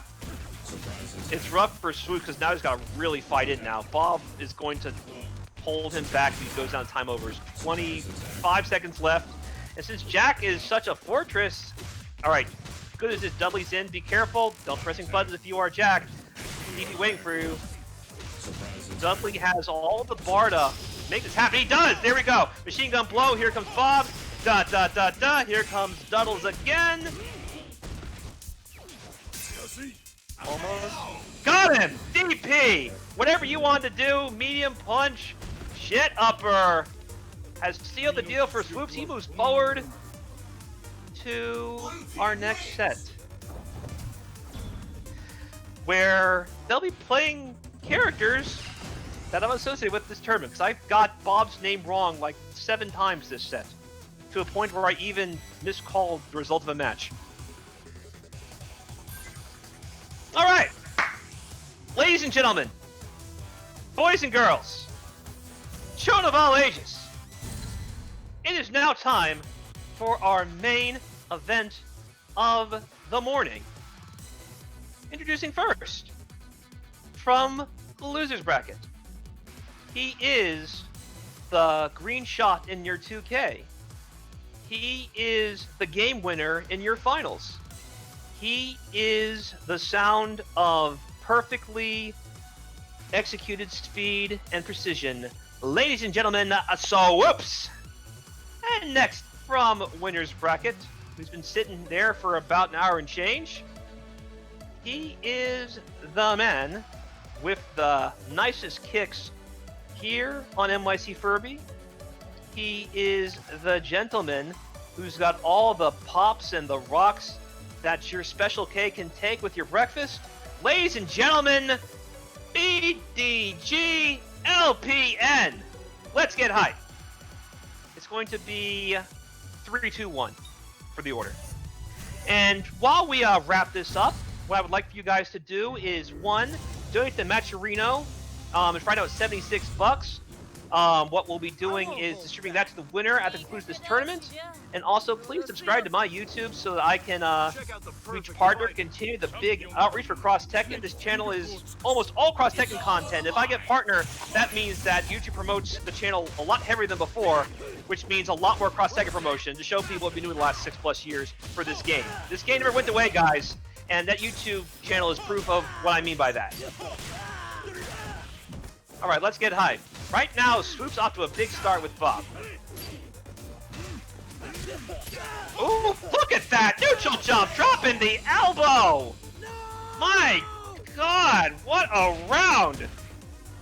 Is LPN's reign as champion in jeopardy?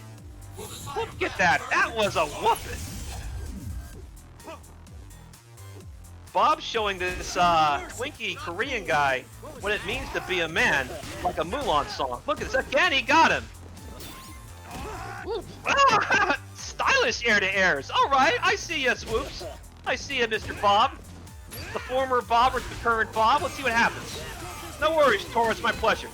I'm sure to play all the other players as well, because they definitely love this game as much as I do. Here we go. Look at that frame advantage. Up to Juri. How often is that Juri has to save the day for LPN? Usually it's been Hwoarang making things happen, and Juri comes in as a cameo every so often. But Juri held her own and saved that round. Good stuff, Juri on. Man, you're weak. This set, we got the good Hwoarang, the bad Juri, and the flabby Mr. Bob, as narrated by Dudley in his wonderfully curated library. Nice. Got him. I had told that Tarkam earlier. So yeah, it's something that Hwoarangs like to do. They like to do stand light punch and the stand medium punch and the light punch again. Because stand light punch is a standing low, stand medium punch is a regular attack, and the follow-up, the light punch is an overhead. And that time, is that a... Ooh. Crush for free, okay. Just get out of here. Man, Hwoarang looking to take his Bob name back with that one. Raw launcher. I was trying to explain the high-low game that LPM was creating and customizing with Hwoarang's unique move list, but all of a sudden, raw launched the face. Over before I even got the words out of my mouth. And people say this game has a bad timer. Not when rounds end like that. Next slide. I won't hold back. Check out the perfect fighter. チャンピオンたるも常に全力を尽くす Are you ready? Alright, calling him Bob. I've called enough Bob matches now where I won't be saying anything that's not his name. Bob versus Bob, let's go. And we're on the hovercraft stage, so I guess they don't mind whatever comes with it. Let's go, let's see what happens. Either someone pressed play too fast, they got random select instead, or they just want to end this in style with a non-training mode stage. Look at that. Got that swimming overhead, but does pretty nice range though. Big actually the big screen. Look, he has everything going on. We got that mammoth chasing out that hovercraft right for dear life, and in front of them is this battle of grand finals. Clapping Frog, thanks for subscribe. Yeah, we missed that last round. Thanks to the 10. I'm gonna start over, so run that back. Got it. Yep. So I just changed round 1. There we go. Run that back. Thank you for the 10. That's confused for a second. Alright, let's see what happens.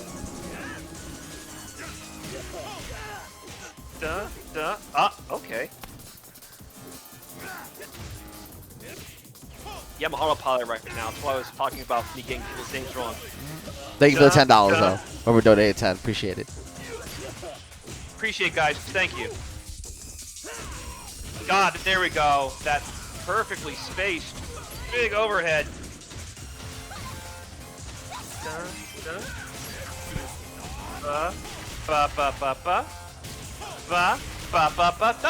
Alrighty, what is the oak gonna be? Goes for an empty jump after the neutral jump, but Juri had that parry on deck.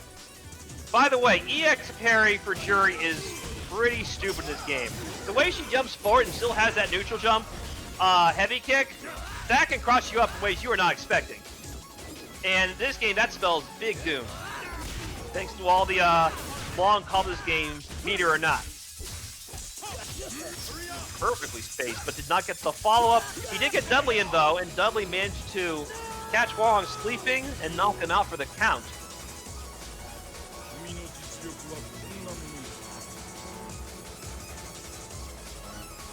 Back down now.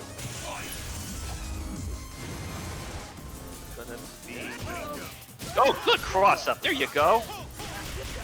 Da, da, da. It did so much damage too. Like each time it does damage, that move is great in combos. Ooh, okay, I see you, Swoops. Look at that. Doing that move into the dash. I don't really see that often, so good stuff. Usually just be like MVP or something like that. But he wants to keep that Oki. Like a lot of Swoops' subs I've noticed are very Oki heavy. Like that. Dudley does way more damage than that typically, but I don't think Swoops is looking for it. He's looking just for Oki. He wants to keep Juri just locked in so he can eventually make Juri flinch. I respect it. He just, yeah, I didn't argue that, Quiffis. I just say that, like, Hwoarang and stuff's better. Da, da, da, da, da. But while they're quote-unquote better, it's not necessarily a bad matchup for Bob. That's what I mean.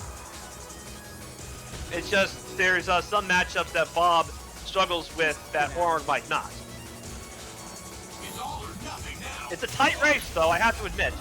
Anyway, Show no mercy. That's your best.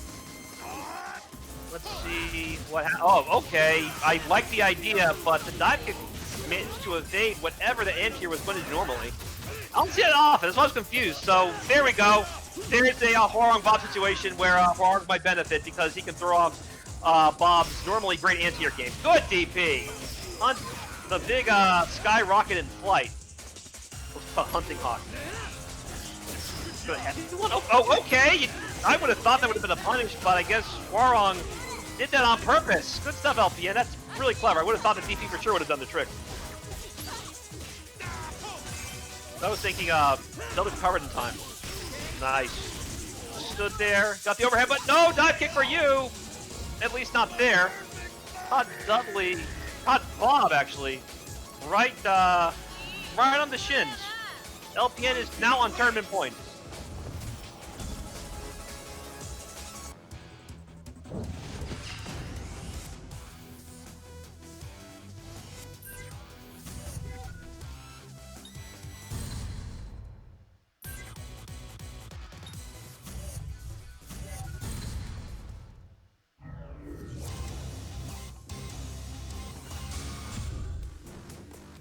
I won't hold back. All right, back to training stage. I guess what happened is someone pressed random select Check out the stage, perfect fighter. and they were eager to mash rematch. Let the madness begin. No, this is tournament point period. LPN is in winners, and LPN is right now up 2-0. What the? Big jumping with the double heavy kick. God, there's a nice little jump in too. Wong says, no, I got jump heavy kicks as well. Don't forget. Oh no, you didn't get the fancy stuff. He wanted to do the raw dynamite deal and the cool stuff. I know what he wanted.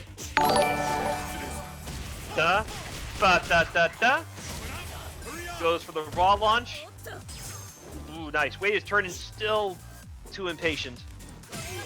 Oh, the big stomp to the head. Okay. The big jump heavy punch right on top of your dome. Juri's overhead recovers so quickly. So even if you neutral jump it, she's still good. Just like, whatever. Here comes Bobby and here comes Duddles. Yeah, he wants an Oki. Ah, good throw break. That would have been a dead Juri otherwise. And Dudley does have enough to tag cancel from Machine Gun Blow into Bob if he wishes. There you go. This time you waited your turn, and there was exactly what Swoops was waiting for. Big DP right between the legs. Hope you're wearing a cup, Juri. Will the side of battle turn? Fight. Okie dokie. Here we go. Swoops is not out yet. He can run all the way back. That was a really good round from Swoops. This is pretty evenly matched. Even though it is 2-0, Swoops has been holding his own. And that's what I've noticed about a lot of these people who've been facing LPN. These guys, LPN has won a few of them at this point. But it's not, oh, good raw launch. It's not necessarily like one-sided per se. Obviously that round had a really good call out. But just the level of play we're seeing, it's not that big of a gap. There's no turning back. So LPN needs to make sure he's staying sharp as everyone in these shark-infested waters try to take his crown. For now, the LPN is on tournament points. Is this the end? This is looking pretty wild right now. Good block. Oh no! First you'll succeed. Try again. That's the end. As I'm talking about people close the gap, LPN just says, nah, I'm dropping a P to finish off the job. As I take my crown and retain my title as Street Fighter Cross Tekken Champion here on NYCFurby, concluding the November 2020 edition of Pandora's Mayhem. Good stuff, LPN.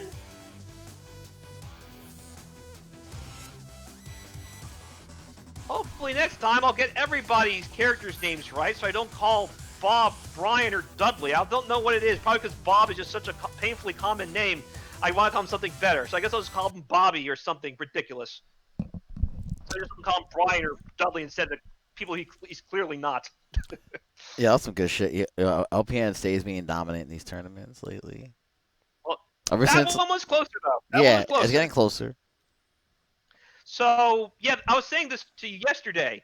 Japan would like try and chase Cyber Japan Asia in Marvel Infinite after he won Evo, and it was like one-sided whoopings. Like there'd be like this huge mess of murderers and losers brag, and then you get to Cyber Japan Asia just like all hit a wall, like getting fed to the Nidhogg. But as for this situation, I can see the same thing happening because in Japan, people caught up with Cyber Japan after like a few months. Like Kuron knocked him out of the tournament. We saw guys like Tenko managed to move up as well. So if they keep at it and keep sharp and keep playing with each other, eventually someone's going to break the glass ceiling. Yeah, for sure. All right. Arturo, thank you again for letting me promote my YouTube page as well. I do appreciate it. I'll be No sure doubt. to give you the link Yeah. to put in the YouTube upload as well. Yeah, I'll make a tweet as well to blow up your channel because like you definitely need to get it to 1,000. Thank you. I appreciate it. And as for everybody else watching, thank you for all the Match Arena money. It's going to be going straight to players. LPM will be getting first place split. Swoops, making his grand return to this stage, will be getting second place. And Carnage will be getting third place to fund the incarcerated Vega and Bryan who are back at the asylum getting treatment that they so richly deserve. Ladies and gentlemen, it's good to see you guys again. Look forward to Tekken 7 where we have Kunimichi the second making her grand debut. I will be in touch. I'll probably run under the Marvelous pretty soon for Marvel's Capcom Infinite. Marvelous means we'll be returning soon enough, and probably in December we'll be bringing back Shattered Skirmish for Battle for the Grid. In the interim, this is Psychoblue, of the Hype Train, Mr. Hype Gems, #CrossWires. I will see you guys next time, whatever that might be. Keep on crossing them lines. Yep, catch you soon, brother. Peace. I'll see you next time, all right? Mm-hmm.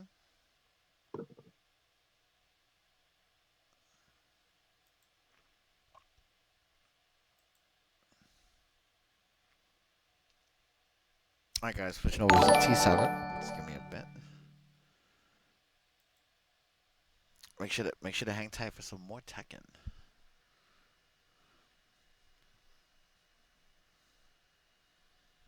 All right, let me get all that ready. Appreciate you guys sticking around.